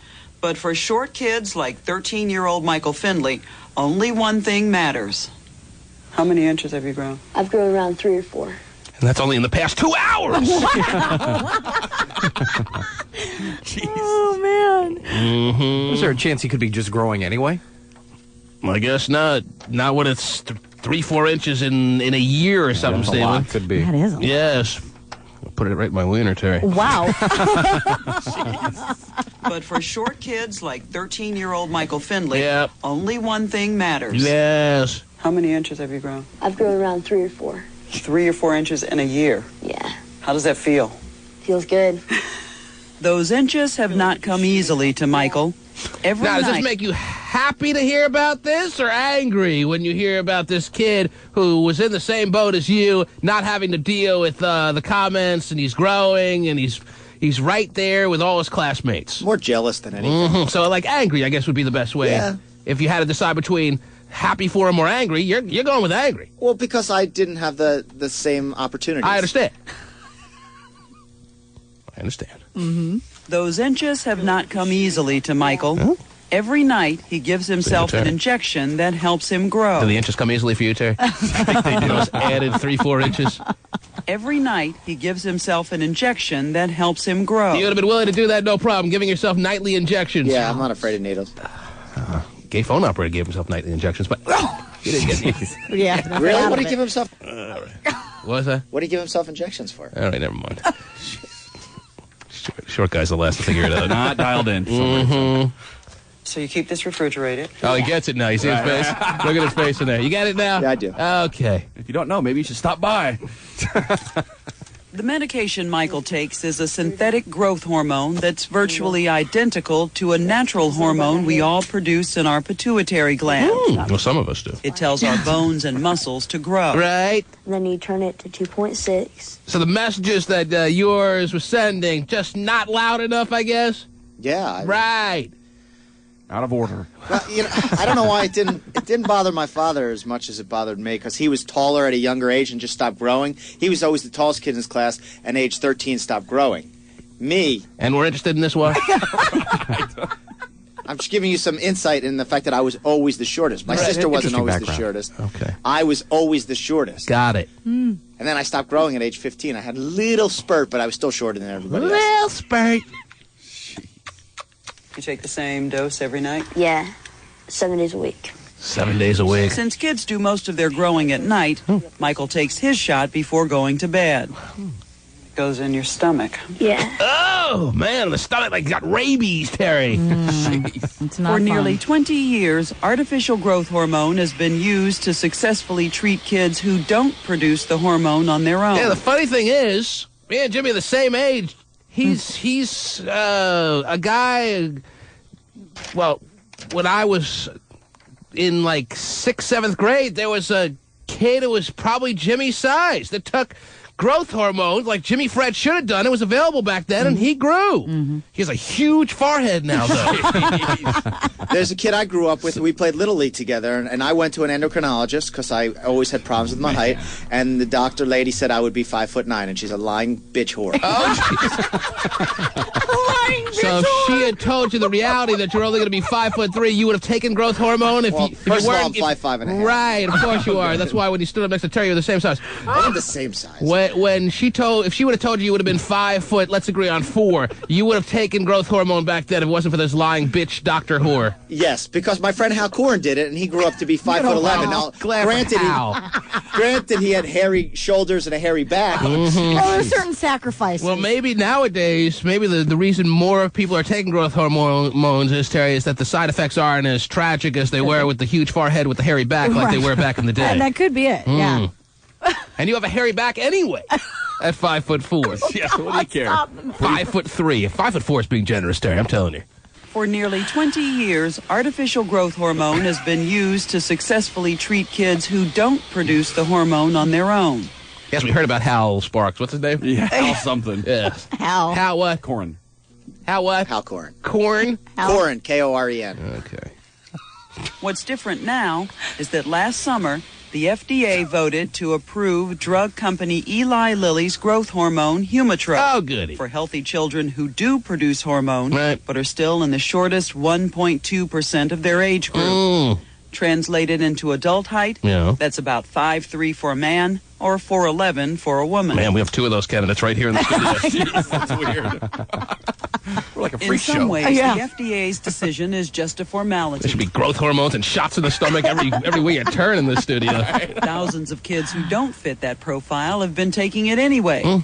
Michael Finley didn't fit the profile because when he went to the doctor, he was 4'10", in the 25th percentile for his age group. Yes. But it was perfectly legal for his doctor to give him a prescription, so that's what she did. Wow. At the She wasn't a bitch whore like Jimmy Fred's doctor was. At the time, Michael was concerned his height was holding him back. Yes. You tried out for the basketball team? Yeah, I tried out for the basketball team in 7th grade. What happened? I had practice every day. Someone's got to give this interviewer a couple of female hormones. You tried out for the basketball team. And what happened? What happened? I had practice every day. Cause I wanted to make it so bad. Well, watch me twirl this basketball with my finger, kid. Anyone ever considered that? Who is this interviewer? Anyone even know? Is she famous? Is she popular at all? I don't recognize her. Okay. I wanted to make it so bad. Oh. She worked really hard at it. Really hard. I thrived for it. And then Terry wanted to make it so bad back in that day, too. And then she did. But we're not talking basketball now, are we, Terry? I didn't make it. Looking at the two of you, you're 5 feet, you're 6'4". Was it the parents now? Yes. So one parent is 5 foot and the other 6'4"? Mm-hmm. Looking at the two of you, you're 5 feet, you're 6'4". Yeah. You've got 2 tall children and 1 shorter child. Did you think, well, these 2 got the tall genes and this one got the short genes? No, I was thinking I shouldn't have had sex with a 5'4" mailman. This one got the short genes. That's what we thought, yeah. So were you willing to say, okay, that's just the way nature planned it? Well, no, little Michael shouldn't have been doing weed with us back when he was a 9-year-old. It does stunt your growth. They were right. Yeah. Well, that's an exciting new bit of technology that was presented on this 2020 program. Mm-hmm. A little too late. Yeah. Hello, Freddie. That sounds safe to me for some reason. No, I don't think so it either. doesn't I would to me not. either. But Is that something, Tari, you have talked about how your child, your son, is in a similar boat that Jimmy Fred Wayman was. You see how he turned out in there. I know. All right. I know. Are you going to consider giving, is your child is he still the smallest in his class every year? No, he's not. He's having a little spurt. He's having a small spurt, but you're 5 foot, Terry. Right, but and he does get concerned about his height because he's got a sister who's 4 years younger than him, who's as tall as him. So stick him in the belly button every night, then. Well, when I talk to his Spare pediatrician, him the short days for his future, Terry. I try and make a positive spin about it. Quite honestly, I want him to, realize. Terry, as much as I dislike you, I have nothing wrong with I have no problem with your son. Have him do this. Don't have him go through what I went through. I'm serious. I'm 33 years old, and I work with people that still make fun of me for my height. You don't want him to have to go through this. Well, I understand that. Well, Terry spent all the money on in vitro. The medical fund is gone. She doesn't want anyone to think she's selfish. Right. But whoever the kid turns out, he turns out. It's pretty much her philosophy. She has no money left for any medical expenses. Is that pretty much the deal, Terry? Why aren't you? No, I have. When last time he went into his doctor, into his pediatrician, he told me, he did say that Darius, yes, is on the shorter end of the scale at this time. However, he has, he's hoping. And he has a positive outlook that Darius will get to at least 5'9". There it is. That's the number. That's the magic number. Mm-hmm. That's what they tell all kids, parents, who are the smallest ones. Don't worry, growth spurts, sometimes they happen early, sometimes they happen late. What they don't tell you is sometimes they never happen. Right. That is true. So why are you taking a chance? If my kid is even a quarter inch below the median, I'm sticking them 6 times a day in the stomach. I guess I want you to be a monster. It concerns me, the whole. They say the side effects are limited now. But you're not convinced. Not convinced. 4 inches a year. That's a lot, though. I mean, what if he never stops growing? Or what if foot tall 7th grader? Stop it, Mom! You're on the air. Hello. It's like Chewbacca comes out of the You're on the air. Go ahead. Ridiculed for that. Hello? Yes, hi. Hi, yeah, man. I was kind of in the same boat as Weeman there. I went to the doctor when I was younger, and the doctor says, "Oh, you're going to grow up to be 5'9", 5'10", no problem, man. I'm 5'4". These doctors lie because there's no predicting, even with these bone grafts, whatever they do, this endocrinologist study that they put forth, they can't predict how tall you're going to be. Yeah, I know, and my parents had talked about possibly doing that, and they were like, "Oh, no, he's not going to need it." So I kind of got screwed over too, man. I was on the smaller side when I was in 6th, 7th, and 8th grade, and the doctor told me I may not be bigger than 5'9", right around there. And luckily, I grew all through college. And now I'm 6'1" and tons of food. Is that what your ad says? So I got lucky. No hairy back for you, right? Well, Cherry, you can't get everything. So you're 5'4", and you wish there was this new and improved growth hormone available for you. Yep. Mm-hmm. Yep. And you're also going to try to lean on Cherry Free, if you will, and convince her that maybe her son should be taking this medication as well. She should think twice about not giving it to him. Definitely, because just like Weeman said, I'm a grown adult, and all my life, and even to this day, I'm always hearing the small cracks and the small jokes. Everyone has to constantly remind you of how small you are on a day-to-day basis. Yeah, as if I don't know. What kind of cretin would do that? Well, just let it go. That is just so shallow, immature, and unnecessary. And those people aren't your friends. So if he has the ability to not have him deal with that all his life, I would definitely say do it. It's not any good. Mm-hmm. But I mean, is your life that just terrible for you at the height? You don't want to be reminded, Terry. You don't want to be reminded every day of how short you are. I have a great life. How guilty are you going to feel if at age 18 your son is 5'3"? But there are plenty of very successful people who are not necessarily. But they hate themselves. No, I mean Tom Cruise, who's multi-millionaire movie star. He's 5'9" though, Terry. 5'8" is the cutoff. You're 5'8", 5'9", you can live with it. You're under 5'8". What about Al Pacino? You're under 5'8". He's crazy, Terry. Did you ever hear anyone talk about that guy? Danny Great DeVito. actor. Hey, there you go, Danny DeVito. You want your son running around like Danny DeVito? Fine. So one guy that's successful. Great. I'm not saying and as big as his success he is, you see the wife he had to marry? All his success couldn't even get him hot chicks. And who's the basketball? Muggsy Bogues? And you picked the greatest success story of anyone under 5'8", Terry, and still it makes me want to cry. Well, yeah, but you know what? He might be successful, but that you don't know him, and maybe he experiences the same thing every day. Yes, Terry. I'm just saying. Because he's not going to be, a shorter man, that doesn't mean that he's not going to be successful. I'm just saying, why put him through something that he shouldn't have to go through if it's in your ability. How to take guilty that away. are you going to feel knowing the technology is there, the hormones are being talked about right now on this 2020 little bit, and you did nothing about it but harvest your eggs for the next child that'll be 4'2". Sorry, Shrimp, I'm having a kid. Get out of here. You're on the air. Hello. Hey, T-Man, this is Brian down in Spanaway. How are you, Brian? I'm good. I just called in. When I was young, I'm 21 now, almost 22, and my doctor said I was only going to be 6'3". Well, I've turned into a freak of nature now. I'm 6'10". Oh, geez. And I don't know, everybody wants to be tall. They don't know how it is when you're tall. People are stupid. You get. Well, you can't say that word on the air, even though I understand your pain, sir. 6'10", yeah, also something not necessarily coveted, unless you're going to be a multi-million-dollar athlete. However, I'm white, T-Man. Oh, just all right. Okay. However, on basketball teams. Yeah. So no one even considers you possibly being a basketball player. Is that what you're suggesting? They all do, but it's just the way it is. All right. Everyone does.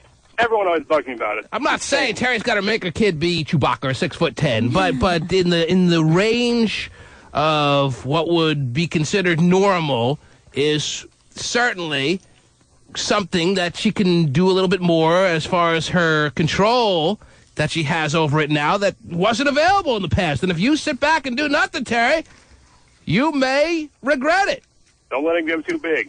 But then there's no control. See, and that's the thing that really bothers me. I mean, like Hotshot pointed out, I mean, what happens if there is no control about that? And Says who? You don't know that. They probably have it down to the point where if you take one shot a day in the stomach, it will control how much your kid will grow. And by the way, if he starts getting out of control, just stop the shots. Should at least look into it, though. Oh, man. It's your kid. Just try it. Big deal. Shoot him up with drugs. Come on. But then there'll be drugs for everything, and then he'll be taking all these sort of drugs so, he can be in the top 10% of his class and all this kind of stuff. I mean, you don't want to do that. You're on the air. Do it all. Hey. Yes. Hey, T-Man, Terry, I think you need to stick by your guns because I don't think they know the long-term effects of these synthetic hormones. They never know the long-term effects. And yes, sometimes it turns out to be a situation that you ultimately find out information that was bad. But a lot of times it's not that way. True. But height doesn't make the man. It's all in your head. If you're going to let people bother you, I'm a short guy. I'm 5'7", and you can't let that stuff bother you, especially at 33 or 40 or whatever years old. You got to be a man and just be a man and not let that crap bother you. Mm-hmm. Half-size man is the difference. Well, and that is a big deal right there, what he pointed out. You have to be happy with who you are as a person. And I think maybe part of Jimmy's... You're a lot happier. You're at 5'10". That's the point. But who's to say that he, at 5'5", if he were 5'5", he couldn't be a happy person then? Chances decrease. You're on the air. Hi. Hello? T-Man. Yes. Hey, I took those shots when I was younger, and I'm still only 5'6", so they didn't help me none. Well, you could have been 4'10", for all we know. I was 5'3" when I started taking them. Mm-hmm. Well, again, modern science has had strides made that perhaps 20 years between the time... How long ago was it that you took it? About 10 years ago. 10 years ago is a huge gap in talking about technology and medical science. I don't know, man. Terry, I wouldn't give them to your kids. So Tari's philosophy is just be happy with who you are, and that's what she's going to stick with. And she'll sit there with her fake boobs and her liposuction and her fake nails and say that till the cows come home. Right. Darius gets none of that. Right. I guess that's a good point. Yeah. Get out of here, shrimp. You stick to your guns, Terry. The T-Man. I like cheese. I like cheese. I like cheese. I like bees. I like bees. I like bees. I like cheese. I like cheese. I like bees. Terry, this kid is not getting growth hormone, just for the record. I like bees. I like cheese. I like bees. I like cheese. I like trees. I like trees. You saw how short he was, right? Yes. If this isn't happening outwardly in your kid's life, it's happening internally, Terry.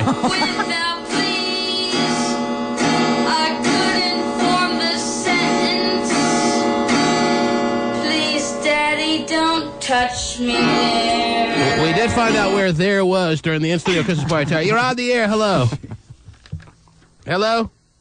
Hello? Yes, hi. What can we do for you? Hi. Well, I just wanted to say that I have been with really large men and small men, and I've noticed... You're talking about height? Yes. Yes. But I was going to say that I've noticed that smaller men are always much more well-endowed than large men. Mm-hmm. So, I mean... Well, stop hanging out with the circus guys. But I think that there is something to that. You really think that there is he's screaming behind the glass. He's like something he heard. You really believe that there's a correlation between short men having bigger units and tall men having smaller ones. You believe that? I do in a lot of cases. She does twice, Terry. I've been with a lot of men, and She's been with a lot of men, Terry. Yes. And I do see that trend. Mm-hmm. How many men would you say you've been with since that you... using this as a frame of reference because of your big track record? How many men? We need to know this. Oh, quite a few. Well, give me the number. Give me a round number. 4 digits. 4 digits? You've been with 1,000 men? Yeah. You've had sex with 1,000 men? Yeah.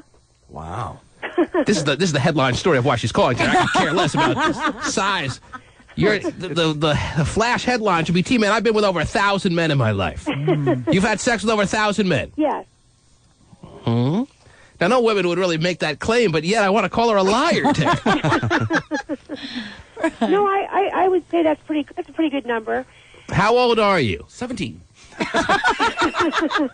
I'm in my early 40s. In your early 40s? Uh-huh. All right. And what was the big year? What was the biggest year? Like over 100 men in 1 year or no? It's kind of spread out since about age 16. So are you. Okay, since age 16, you had a nice steady stream of like 40 men a year or something like that. Yeah.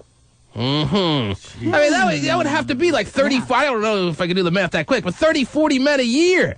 That would even be tough even for your hardcore sluts to keep that up on a regular basis. Well, I just enjoy sex, and I just wanted to let you know that, I do see that trend. Well, it's good you've done a study, though, while doing all this. Sort of. Gee, but I use protection. Yeah. Oh, definitely. You've used protection with all 1,000 some odd men? Well, no, I can't say that honestly. How many children do you have? Oh, 600. None. You have no children? No kids. Do you not have an ability to get pregnant, which is why you were able to maybe be... Actually, I had 2 ectopic pregnancies, and so that's, and I did do in vitro, but it didn't take. But that's why. That many men you still have to do in vitro. And what's your social status now? Are you involved? Oh, jeez. Oh, I've been married for quite a number of years now. You've been married for how long? Oh, 13 years. 13 years? That would cut into this 30, 40 men a year little time frame we set up for you. The schedule that we had leading to 1,000 some odd men. I was busy for a while. So, you've been faithful to your husband or no? Yes. Absolutely. How old are you exactly? 45. 45. All right, so she got married. You got married at what? At 32, I think it was. 32. All right, that means if you've been faithful from 32, you said you lost your virginity at 16. Yes. That averages out to about 65 men per year, T-Man. You had sex from 16 to 32. You had sex with 65 men per year. Yeah. Some years more. Yeah. Some years less. But Yeah. 65 men, I don't believe it, Terry. Different guy. You hate to have to accuse a woman of lying about this stuff. Yeah. And yet, I'm having a hard time believing it. Yeah. I have to have her come down immediately. Not that her look would really be totally relevant, but I just have to see her. Right. I understand. Where do you live? What city? Seattle. In Seattle. Well, how far, like in the downtown area or what? North Seattle. How long would it take you to get down? Oh, today? Yes. Oh, I couldn't. Oh, I gotta come get myself today. done up to you. Right. I couldn't come Well, today. what day this week could you come down? Oh, Later this Wednesday? week? Tomorrow. All right, good. Hang on the line. I got to discuss this further with you. Yeah. You're telling me you're not lying. I swear to God. Where's the Lord? She does. But 65 men a year from 16. to 32, And right? I'm imagining at age 16 you didn't have 65 men, did you? No. Okay, so you had to ramp it up. So there were years you had over 100 men. I would say so, yeah. I don't know. That means a different guy every third day of the year? Right. Every Something third, like that. fourth day? I was very busy for a while. Were you ever a prostitute? No. T, plus the year 31 and 32, she was probably being wooed by her husband, so that takes out the amount of men she could sleep with at that period, too. Wooed? Yes. Yes. How long did you date your husband before you got married at 32? Just about a month. Mm-hmm. I had to. About a month and a half. So you would have a frame of reference to make the claim that short guys, as far as their height, are more endowed than taller guys. I would definitely say that I've noticed that. Mm-hmm. And that it's sort of like God kind of screwed him on the height and said, but look what I've got for you down there. God's the only one who hasn't screwed you. So where would you do these, men? You would go out? Would you have lots of sex in cars? What, hotels? What? Oh, What was the number one place of choice where you had sex with over 1,000 men? oh, at their home. At their homes. My home, or And the over-under we're setting on STDs for you is about 9. How many have you had? no, actually none. None. Come on. No STDs. Nope. Ever. Never. Not a pimple, nothing. Nothing. Clean. And these guys you just kind of met out at clubs or just Well, at work or what? I mean, well, work and Where'd you have time for work? work and clubs. You what kind of business do you do generally? Just don't be specific about a company name, but what do you do? I was in the transportation business for a while. Transportation business. Yeah, but what do you do? Well, sort of like the same I'm thing just John did. You drove a bus. Right. Mm-hmm. You were a bus driver. Right. So that was a good outlet for you to meet lots of men. Right. And you would flirt. Oh, just it's not a school bus, right? Okay, good. No, you not would at all. flirt with some of the commuters that traveled on your bus. You would meet them maybe after hours or when your work shift was done, or maybe you drive with one hand. And No, I met bus drivers though. There's a lot of men there. a lot of bus drivers you had sex with. Most bus drivers are handsome. That's where I met my husband, so I don't want to go into it. Are you too a much. good-looking lady or no? I think I am. Mm-hmm. Were you better looking back in the day than you are now, or you've improved with age? I'm heavier than I used to be. What'd you used to be? You mean weight? Like back when you were 24, what'd you weigh? Oh, about 125. Mm-hmm. How tall are you? 5'5". How big are your boobies? 48 double D. 48. You were 125. Usually we focus on the double D. No, now we're at the 48. 48. What were you when you were 24? What was your chest size? Oh, I think it was a 38C double C then. And now you're a 48 double D? Yeah. Wow. There's no thing as double C. No, it's not a double C. Oh, you said double C. It was double C back then. Oh, it was? Yeah. Right. Back in the late 60s. I don't know what it was back in the day. Okay. Man. So what made you have, after 1,000 people, then this guy just, he was good enough to say, okay, I'll get married? I mean, it's kind of an addiction at that point. Especially after a month and a half. It was just, I just fell madly in love with him. And now at 45 years old, I gotta say you're at least a minimum of what, 240? You mean weight-wise? Yes. Something like that. Mm-hmm. Something like that. All right, actually, we're booked up tomorrow. Yeah. Wow. No, I got made it, Tari. 1,000 men, hey? 1,000 men. From 16 to 32. Mm-hmm. Wow. And you were never doing it for money. No, not at all. You did it for the love of it. You did it for the sport. For the sport.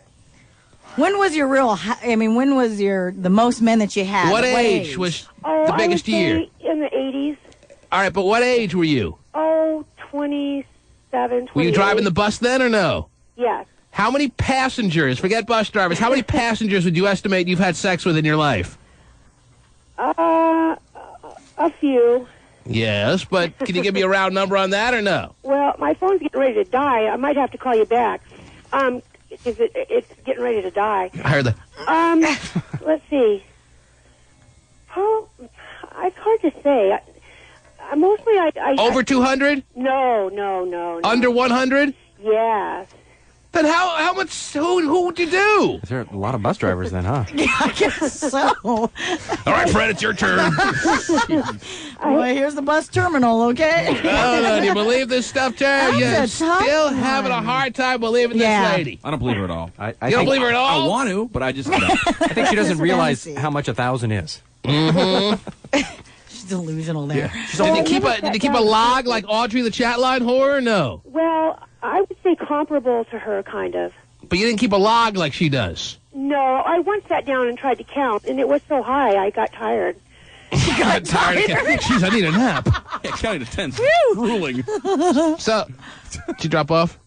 Oh, I think her phone died. Oh, well, I died. Yes. Well, as promised. I don't know. I don't know. So she meets her husband after a month and a half of dating, cuts herself off completely. Terry, I've never, in the history of this program, accused a woman of lying up in the number of men she's had sex with. Right. And yet, today's the day! I think she meant 3 digits, not 4. Mm-hmm. 3 digits we're fine with. Right. But 4? But she says she's been faithful to her husband. All of a sudden she's able to cut off all that sex? No problem? Come on! Cold turkey. If you need sex from different men on a every third night basis, basically, you don't then just stop at cold turkey in a month because you met a dazzling guy all of a sudden. Yeah, they hire a All new right? driver. The T-Man. Where do they teach you to talk like this? In some Panama City sailor want a hump bar? Sell crazy someplace else. We're all stocked up here. You're on the air. Yeah, I was just calling. I don't really see the point in that girl calling and telling everybody that she slept with all those people, and now she's fat. Mm-hmm. So it's a bad advertisement for women like you who are having sex with all kinds of men? What's that? She called, and she didn't call for the sole reason of telling us how many men she's been with. She called to explain that there is a possibility in her mind, or not even just a possibility, but she believes the reality is that shorter guys are bigger in the business than the taller guys, which makes no sense, even if she's had sex with 100,000 men, as far as I'm concerned, Terry. But she believes it, and she backed it up. I have a strange feeling a guy 7'2"'s got a pretty sizable one. It's just a hunch. Boy, you can only hope they're hot shots. All right. So 5'1", not really you were doing bothered so well. by her? What's your problem? Well, I had just gotten in the car, and all I heard was that she slept with 1,000 people, and she used to be skinny, and now she's fat. Like, That's what's most important. So she's just pretty much coming on the air and saying, Well, once you I'm a settle- whore, and now I'm fat. Get her back on the line, can you? Dial her up, please. So once you settle down with a husband, you tend to allow yourself to go, and maybe she wasn't having that same kind of exercise that she was having back in the day when she was having sex with 1,000 men. That could be. Well, I'm married, and I think that I'm look okay. I'm not 245 pounds, that's for sure. And how do you tie yourself into her? Have you had sex with 1,000 men?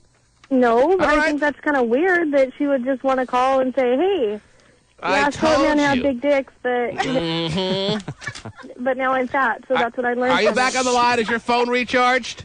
Sounds like she's jealous. I'm here. Yeah, a lot of people are jealous of you. Well, They want to be like you, but they can't allow themselves to become that because they don't like the labels to go along with it. And she's using one on you right now. She's calling you a slut. Well, you know, I don't to me, I don't look at stuff like that. I never have. And Well, you can. You're the one that they're calling slut. Right. I simply enjoy sex, and that's just the way it's always been. And I don't care. I don't worry about what women think about me. They've been jealous of me all their lives. Oh, so, jeez. you know, I don't Well, care. not anymore. 240 Yeah, when pounds. I'm in a bar and I'm standing next to you, and yeah, I'm sure I'm going to be real jealous. Well, I'm not, believe me, I haven't been, I have no intention of doing anything like that. The whole thing was that I called about short men, and I don't know Yes. how we got around to how many men I slept with. Well, it was pretty easy. I never called just to say that I slept with 1,000 men. But you I was- want us to believe that you had sex with all these men, then at age 32, after knowing a guy a month, you got married, you haven't had sex with anyone since. That's correct. Not likely. Well, but it's true. Cold turkey. You need to go through some weaning down type, some skewing down type process. You can't just one day be this woman who's had a lifestyle for just about 70% of her life that is one way, then you just shut it down completely. You can't be like that. I'm sorry. Well, it's not normal human nature to be able to shut it down like that, but that's what you want us to believe. And you haven't even dabbled since then in any other men. No, I haven't. I have absolutely not. So you're lying. No, I'm not. no, but there is something I should tell you that I wasn't totally honest with you before. Oh, jeez. I'm a man. No. Yes. No, I did work for an escort service. All right, then that makes sense then. You were doing it as a profession. Right, because when I got off the phone, I thought, well, you know, that really makes me sound really... You were doing it as a profession. Now it makes perfect sense. Yeah. You were a hooker. Makes it all better, though, by the way. Well, now at least makes sense, Stephen. It Now at least does. I can understand it. Yeah, Clear my name that and tell her I was a prostitute. 86, wait a minute, 85, 86, What? when I did that. In 1985 and 86? Yes, when I was And you there. had sex with the vast majority of your men then, right? Exactly. All right, what do you know? Rocking out to the Thompson twins. It's your average hooker then, Terry, just jumping on the phone lines. There was nothing weird about that call after all. Okay. And now she's fat. Damn. Porta Potty Jay is calling from Brooklyn, New York. T-Man. Good morning, Jason. Good morning, everyone. I'm taking a couple of days off. What's up with you? You come on a couple of months ago telling us how you're this hard-working, blue-collar guy who is the real salt of the earth, hard labors, all that stuff. And since then, you've been off pretty much every day. What's the deal? I always call from the job. I can call from the truck. You got TiVo, and now he can't leave the house. Damn. Oh, it's cool. It's great. You got it working? Oh, yeah, I got it working. After 3 weeks of trying to assemble it, he finally crossed the right wires. Very good. Isn't it great, Jay? I think you guys should let me sing my song for you guys. Jay, Yeah.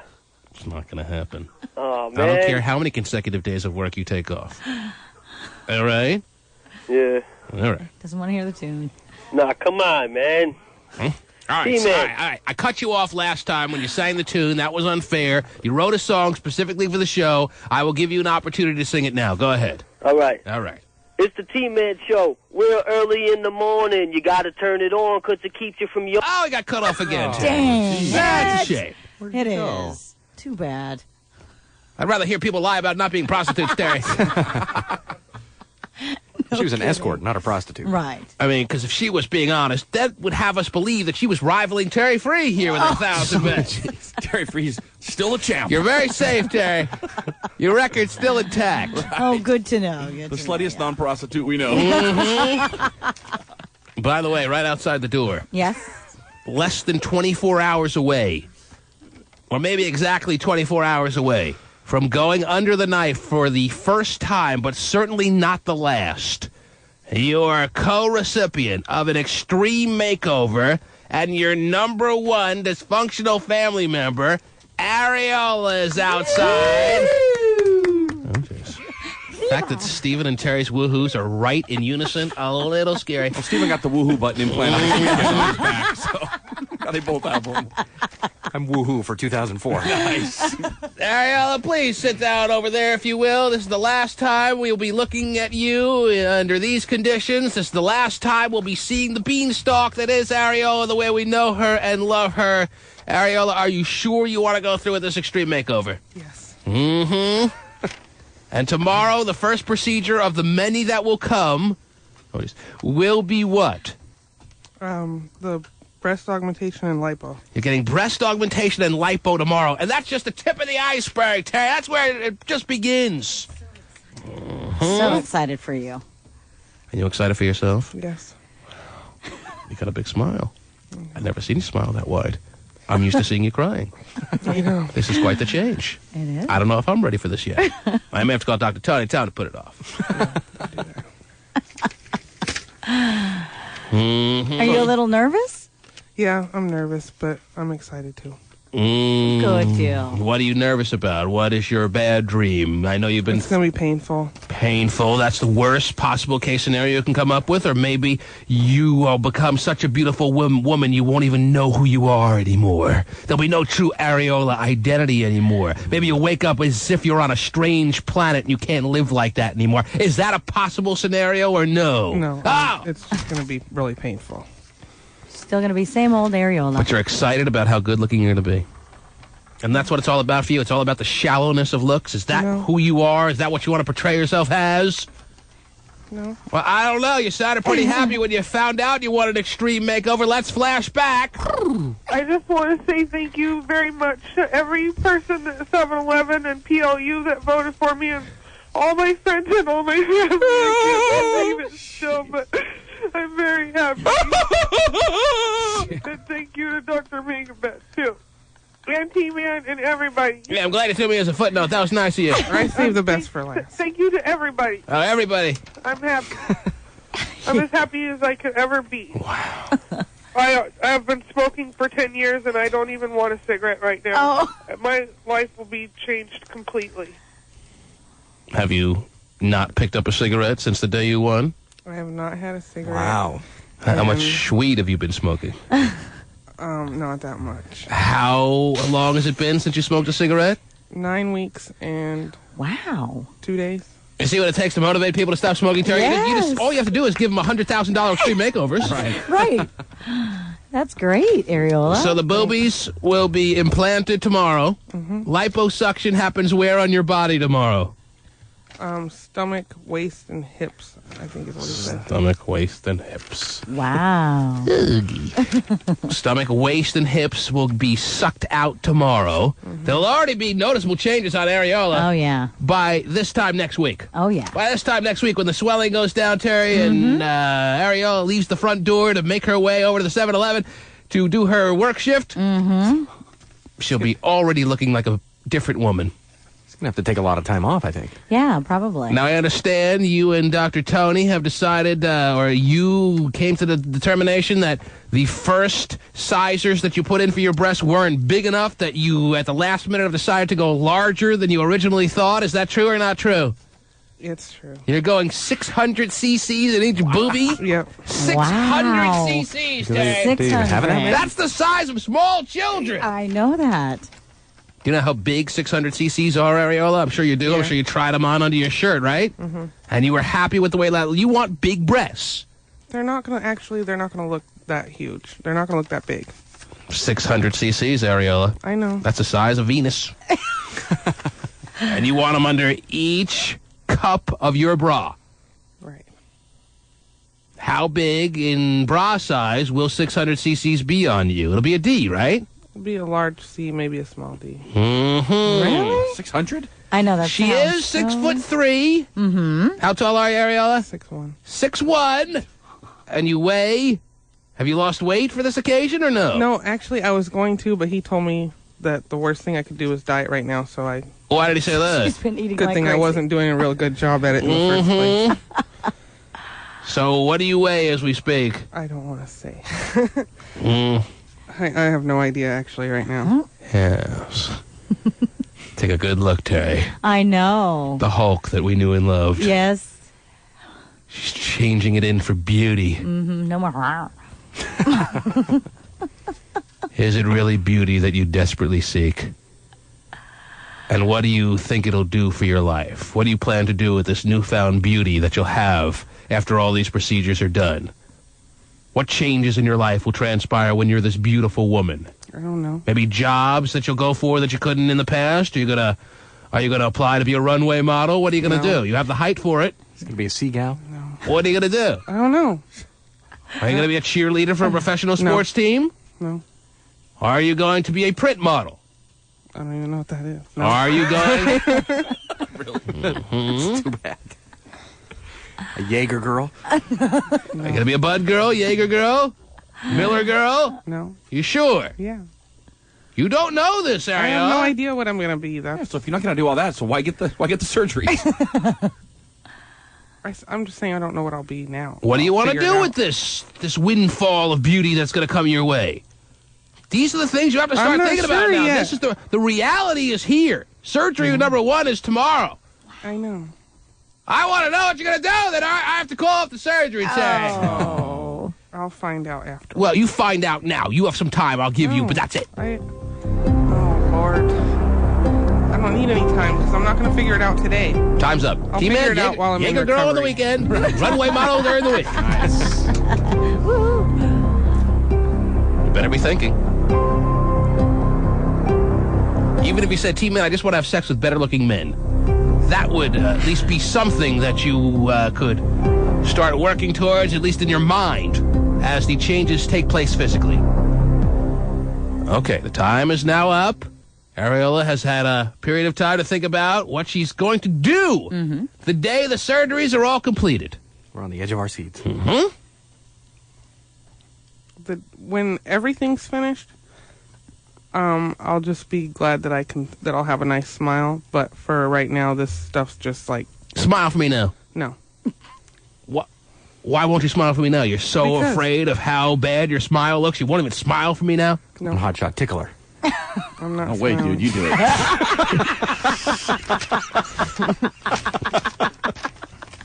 Ariola. I'm not smiling. That's fine. Okay. I'm not going to make you smile. But I would like you to come up with a list of things that you have at least planned for your future. Okay. Right now? Today? Well, you don't have to do it today. I need it before the surgeries, though. In the meantime, go enjoy your surgery. And we'll follow your progress as it goes on. Okay, that sounds good. Any final words? The last words in the studio while you're ugly? I mean, while you're before surgery? No. This is the last. You of the never Ariola considered we know. yourself ugly, did you? Yeah. You did consider. You considered yourself an ugly woman? Yeah. How could you have done that? It's not right. It's wrong. Now I at least understand why she was in such a breakdown moment when she found out she wanted an extreme makeover. Terry, she's always seen herself as an ugly duckling. Mm-hmm. If you always saw yourself as an ugly duckling, then even $100,000, $200,000 worth of cosmetic surgery is not going to change that, Ariola. Yeah, well. Maybe you're right. The T-Man. He's a very strange young man. He's an idiot. Comes from upbringing. Parents are probably idiots, too. A dubious honor for one Northwest city. A new study names Tacoma as the most stressful city in the country. Oh, geez. Sperling's Best Places of Portland did this study. It ranks cities on several categories. They include unemployment, suicide, alcoholism, and divorce rates. That sounds like Tacoma to me, Terry. Yeah. That sounds like the Tacoma I know and love. Suicide alcoholism, and divorce rates. Yes. At the opposite end of the list, the least stressed out city in the country, Albany, New York. Oh, of course. Tacoma, of all the cities in the country. Yes. Of which, last I checked, there are a few. Yeah. The most stressed out city in the country. Mm-hmm. Most stressed out. Nice. Yeah. Jeez. It's quite the honor, let me tell you, ladies and gentlemen down there in Tacoma listening. I know. You certainly have made an impact on the U.S. of A. Yeah. It's tough. You live in the shadow of Seattle, you know. Mm-hmm. Well, kind of the brother nobody wanted to the brother have in the family. Wow. Maybe you can relate, Stephen. Is that what you're getting at here? I'm kind of like Tacoma. Now, Terry, I've Yes. kind of neglected over the past number of months the ST-Man portion of the website that used to flourish a lot more when I used to pay more attention to it. But occasionally I get emails that I read, and this one seems like it should have been sent to the ST-Man column. But let me read it to you and tell me what you feel about this. all right. T-Man, my boyfriend and I are getting married in a couple of months. I'm writing to you about this thing that he wants to do at the reception of our wedding called the dollar dance or the money dance. I've never been to a wedding where they've done this, but apparently at some ghetto-ass weddings, the bride holds out a purse and guests come up to her and put cash in it for the opportunity to dance with her. It's a way, I guess, to raise money for the honeymoon or whatever they need for their upcoming lives. Now, I come from a wealthy family, and my dad is paying for the wedding, so we don't really need the money that bad. Like I said, no wedding that I've ever attended with my family has ever included a money dance, and I, just hearing about it, feel it's extremely tacky. But my fiancé, who's an Italian man, says this is very common at weddings that his family has attended, and they'd be surprised not to have it at theirs. I'm wondering what your general feeling is on this. Is it as tacky as I believe it is? Wow. I've gone to a couple of weddings in the past where they've both had money dances. I'm not surprised, Terry. Well, She did describe them as ghetto-ass weddings now, didn't she? Yes. Okay, yes, and I have been in a couple myself. They always strike me as a little bit tacky, but it's about need. If you need it, why not? But she says they don't need it. She's having her family pay for the wedding.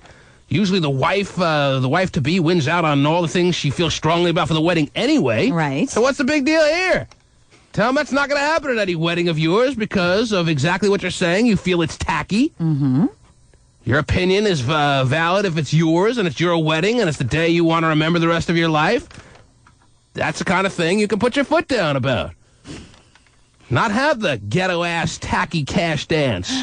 I always knew it as labeled the cash dances right, or whatever. Right. And I've never heard, I mean, the cash dances I've seen, they just attach the dollar bills to the dress, not in a purse. Terry has a little suction that, whether you're dancing with her or not, just sucks them out from your table where you're sitting. Yes. Like a shop vac. And of course, if Jimmy Fred ever gets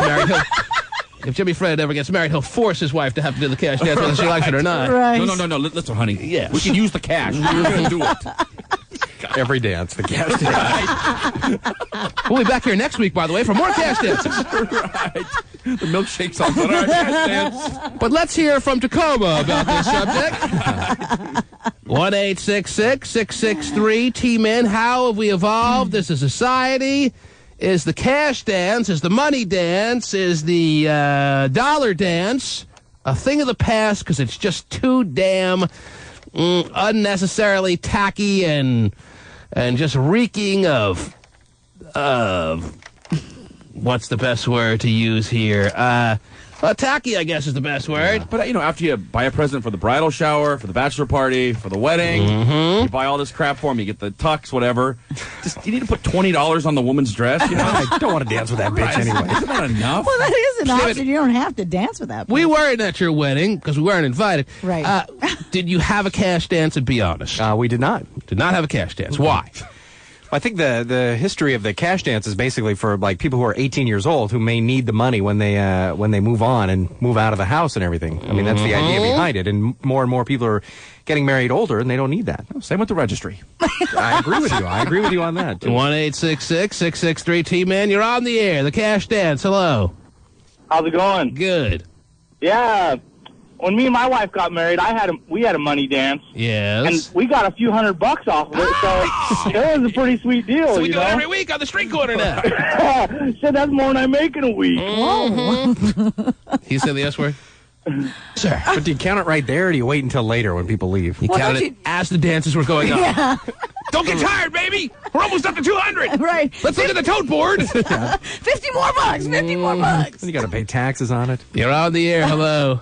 Hello, good morning. Yes. I was at a wedding about a year ago that had this, plus when I was a child, I went to a cousin's wedding that had it. I don't know if it's tacky or not, but if they're simply trying to raise money for a honeymoon, I've also heard the newer thing to do is instead of registering at all these different department stores, Knock over a liquor store. Yes, I heard that too. Yes.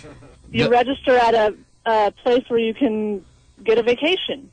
I've heard of that too. Yeah, a travel agent or wherever you guys. Oh, that's as tacky as the cash dance. How pathetic do we have to get? We're getting married. We can't. As tacky as opening a purse when you're in a wedding. Exactly. I think it's pretty tacky too. We're getting married, but we don't have a pot to piss in. Please help us now. Pretty much. You might as well stand on the corner and say, we just got married. You're begging for cash on night number 1. How does that bode well about the upcoming days? Oh, man. Please, if you don't give us a couple of bucks, we may not make it. Just return all the gifts. There's your money. Terry got married on the sandy beaches of Hawaii, and not many guests were able to make it, but you had a cash dance with all the neighboring Hawaiians that wanted to come over and just get a couple of spins with you, or what? Nope, did not. Okay. You're on the air. Hello. T-Man. Yes. Terry's going to do a Hi, cash man. dance for in vitro later today. I'm Italian myself. Yes. Out of Tacoma, where we're not stressed out. Mm-hmm. You're disputing the story? Yeah, man, I'm definitely disputing that. Okay, and what do you want to say? Well, it's a tradition as an Italian person to have that dance. So it's not necessarily for money. It's just about being traditional in the wedding ceremony and reception itself. Right. And she wouldn't know nothing about that. I mean, having money herself, so she wouldn't know nothing Well, then why about can't they give her Monopoly money? Because that's not part of the tradition, T-Man. Or donate it to charity. Mm-hmm. Hey, what they doing is their business. But, I mean, that's just the tradition, is to have it stapled, actually. Not stapled, but, like, kind of safety pins. Ow! To the dress. There's another $5. Here it comes. Ow! With the staple gun. Yeah, the kids is Wow, what a success. She has 500 staples in her body. No one said getting money's easy. It's gotta hurt. Stapled. I just think she's Man, those spoiled Italians are tough. brat. Huh? I guess so. So you Sounds like a spoiled brat. So you think the tradition should go on? You don't think it's time Yeah, to end? you know, it's not just her day; it's his day too. In the movie Yeah, it's kinda Goodfellas, true. I think I remember they did give the bride a lot of cash, but it was more in the means of giving her gifts. It wasn't in a dance moment, Well, no, was it? I've Or seen it. was? I've seen it done was, where yeah. it's done to the guy as well. Wow, cash dance with those guys? Wow. Does he put on a little Like, bow tie and the take off the rest of his clothes? Yeah, yeah. Just one pole and all comes Yeah. off. That's called Chippendale, sir. And that is an Italian tradition, too, I hear. No, I understand what the guys say. Yeah, where both the females dance with the guy and give $1, so on and so forth. You're on the air. Hello. How's it going? What do you got? I was going to say, what happens when a couple of stoners get married? Don't you think you could use that money for their own personal need? Or? No, you just have a weed dance. You just stuff their bowl. With every spin you do with the bride. You're on the air. Hello. Hello. Yes. We had the money dance at our wedding where me and my husband both stood there and the DJ announced it and everyone pinned money on our clothes and we got over $1,000. Wow. Only you can make a business out of this. Oh, tell me about it. Some places even do a money tree where people pin money on a fake Yeah, I've tree. seen that too. Mm-hmm. Always guilting your guests. Guests is the key word here. Give more. Right. And for money. For all you can eat meatballs, you better get your money back. Yeah, you got the little pigs in the blanket. You better be handing over some cash. Are weddings just out of control these days, or what? Yeah, there's a money dance, and I have to pay $3 for a glass of wine? It's just a racket now, isn't it? It's insane.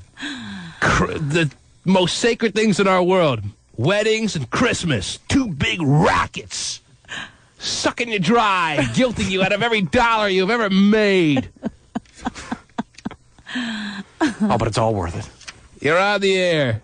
Hello, T-Man. This is Cowboy Ross. How are you, Cowboy Ross? Well, I buck Broncos, and I lasso my presents on my women instead of the cash dance. You did what? I lasso. You lassoed your presents at your wedding? That's right. Mm-hmm. What do you think about that? I wish I could have been there, sir. Oh, when your wife's the size of a cow, it's... Whoa. All the Waterford crystal that he got broke because he lassoed it down onto the ground. You're on the air.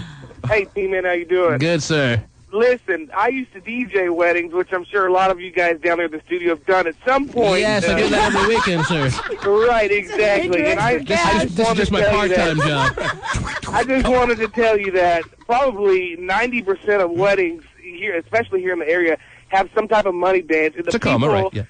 The old people love that stuff. They sit around all night long. Yeah, They old don't people see love nothing. handing over their cash. They do it to the waitresses and waiters all the time.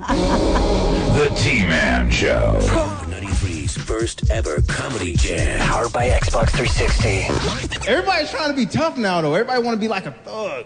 I went to this one thing last week, and the dude came out like, "What's up? Throw y'all hands up. We finna set it off up in this bitch."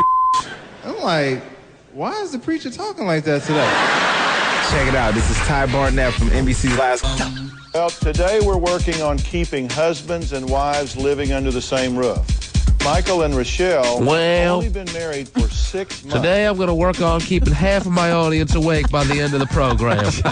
Michael and Rochelle have only been married for 6 months. Oh! And the D word, the big divorce, is already in the air. Take a look. Divorce! Yeah, that wasn't 6 months for that word. It's already out there. And the D word, the big divorce, is already in the air. Right.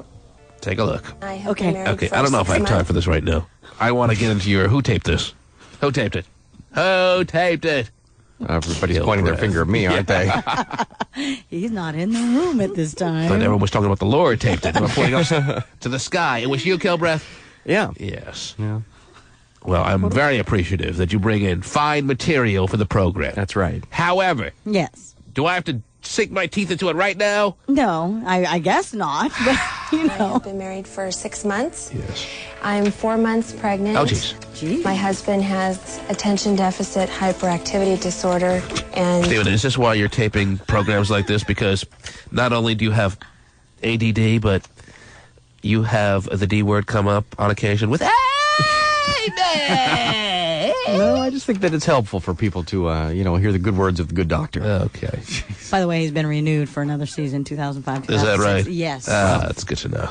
I'm sure you're thrilled. my husband has attention deficit hyperactivity disorder. Whatever. And we've talked about divorce. I've had it since I was born. I was kicked out of several schools. I was hated and asked not to come back. Join the club, dude. Whatever. You never know if he's going to be in a good mood and a bad mood, if he is depressed, dealing with Yeah, whatever. She's talking about how you never know if he's going to be in a good mood or a bad mood. Right, Guess because of his what? disorder. It's about time a woman has that feeling. It's about time a woman experiences what that's like, Terry. Because every day that a man comes home from work, be he married or whatever, I can speak for myself. Oh, so when you walk in the door, you don't know what you have? play girlfriend roulette. Oh, is that it? Not quite sure what kind of mood or who she's going to be? What is it going to be?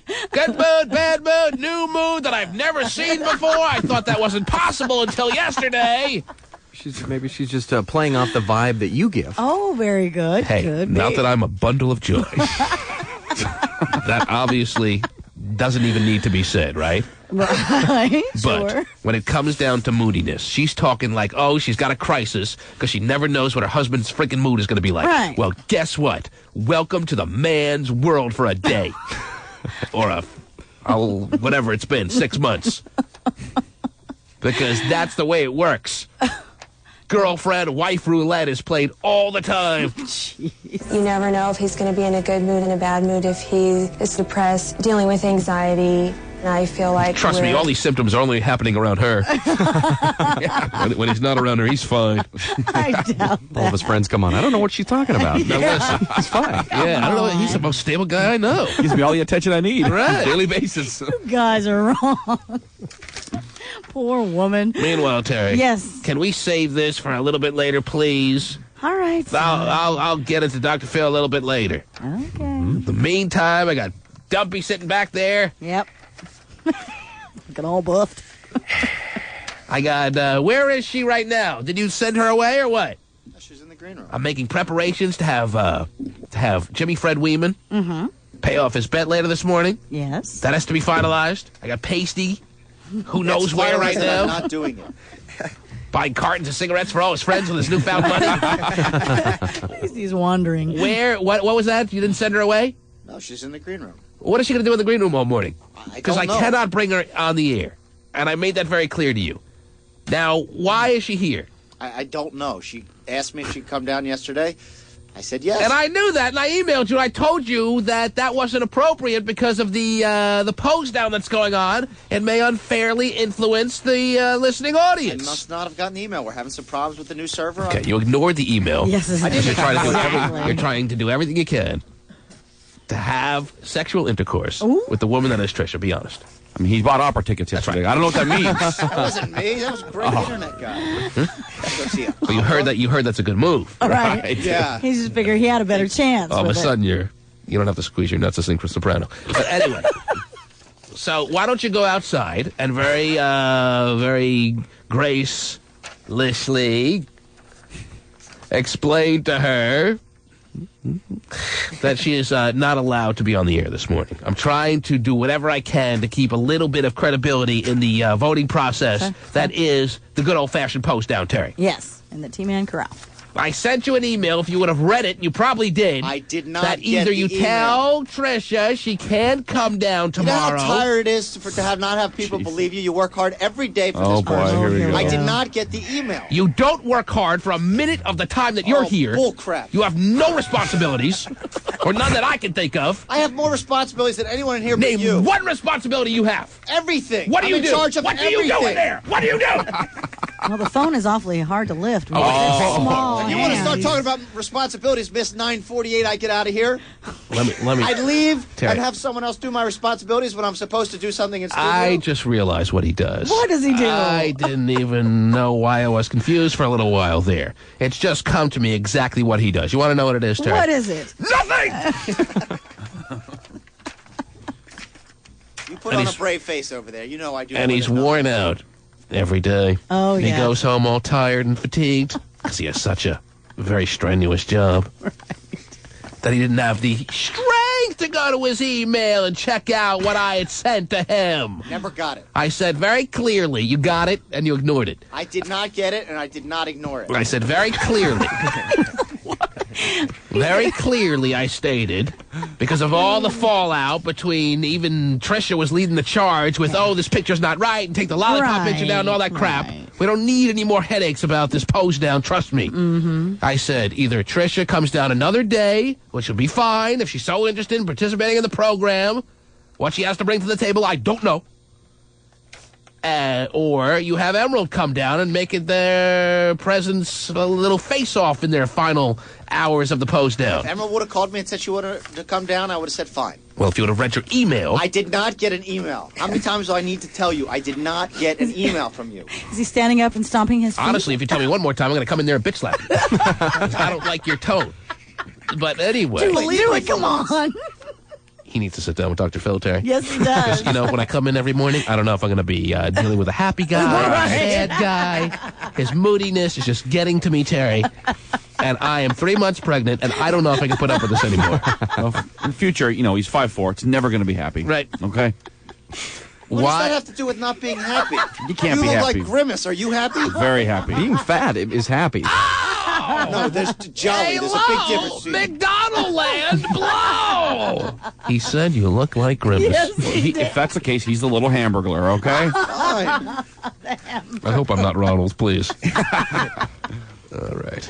But you can't be happy at 5'4" as an adult. No way. I'm 5'5" and a half. Regardless. At least I can run up and down a basketball court without feeling like I'm about to have a child.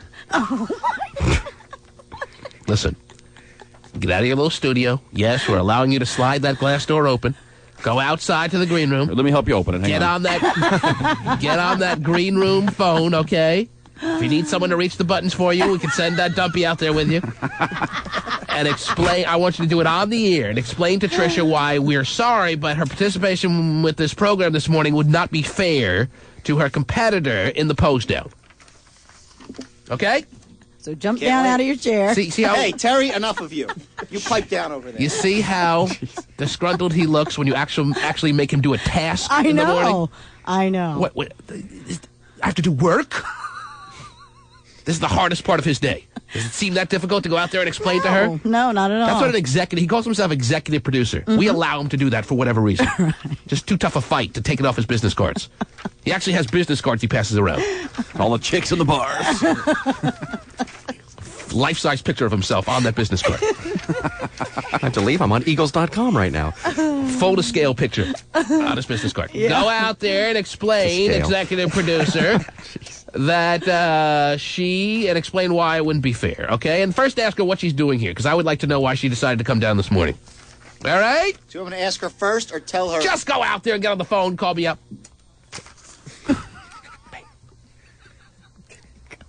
He actually does a good job. Say that when he's out. That's good. When he can't hear us. Right. I'll be honest and tell you. Yes. The little guy works really hard. The little guy. Yes.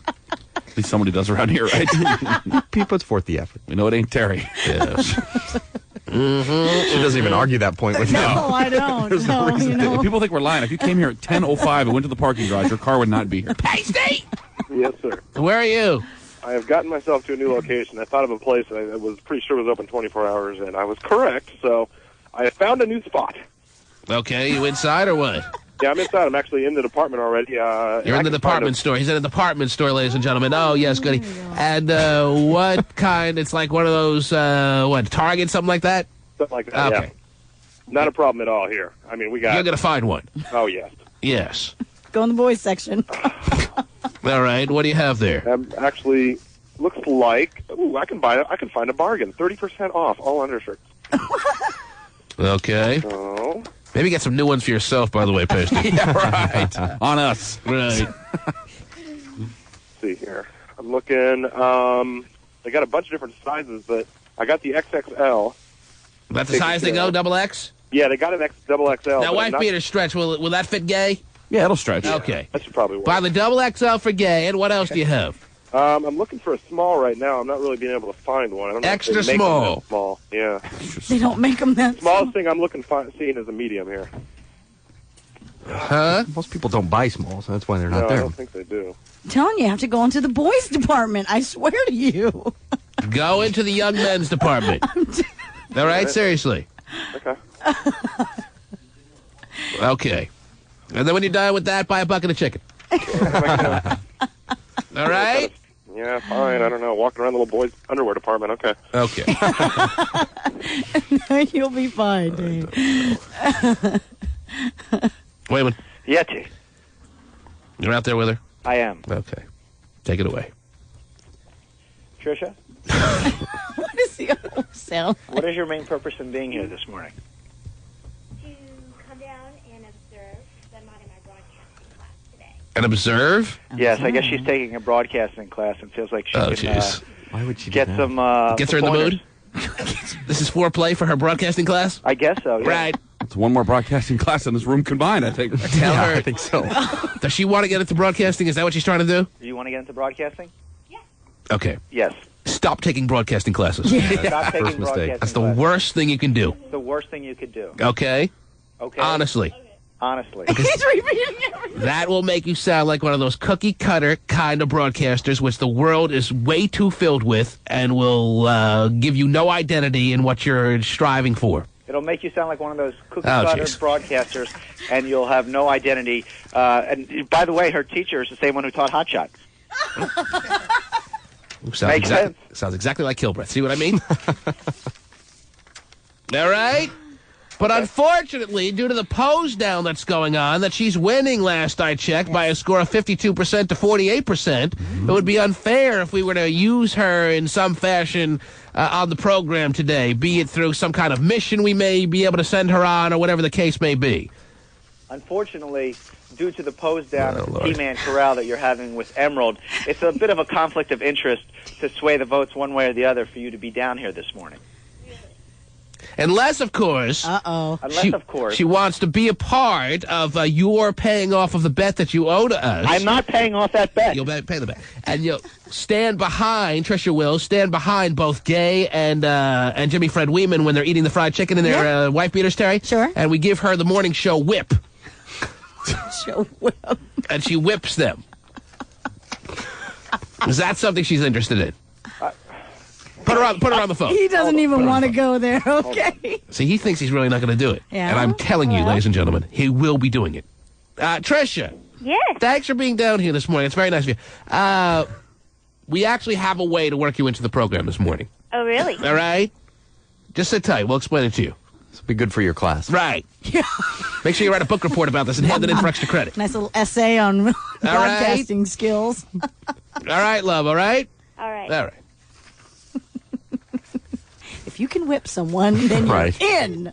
Tell you, Terry. She's going to make it. Is she? Big time, huh? She's a go-getter. Yeah. The T-Man.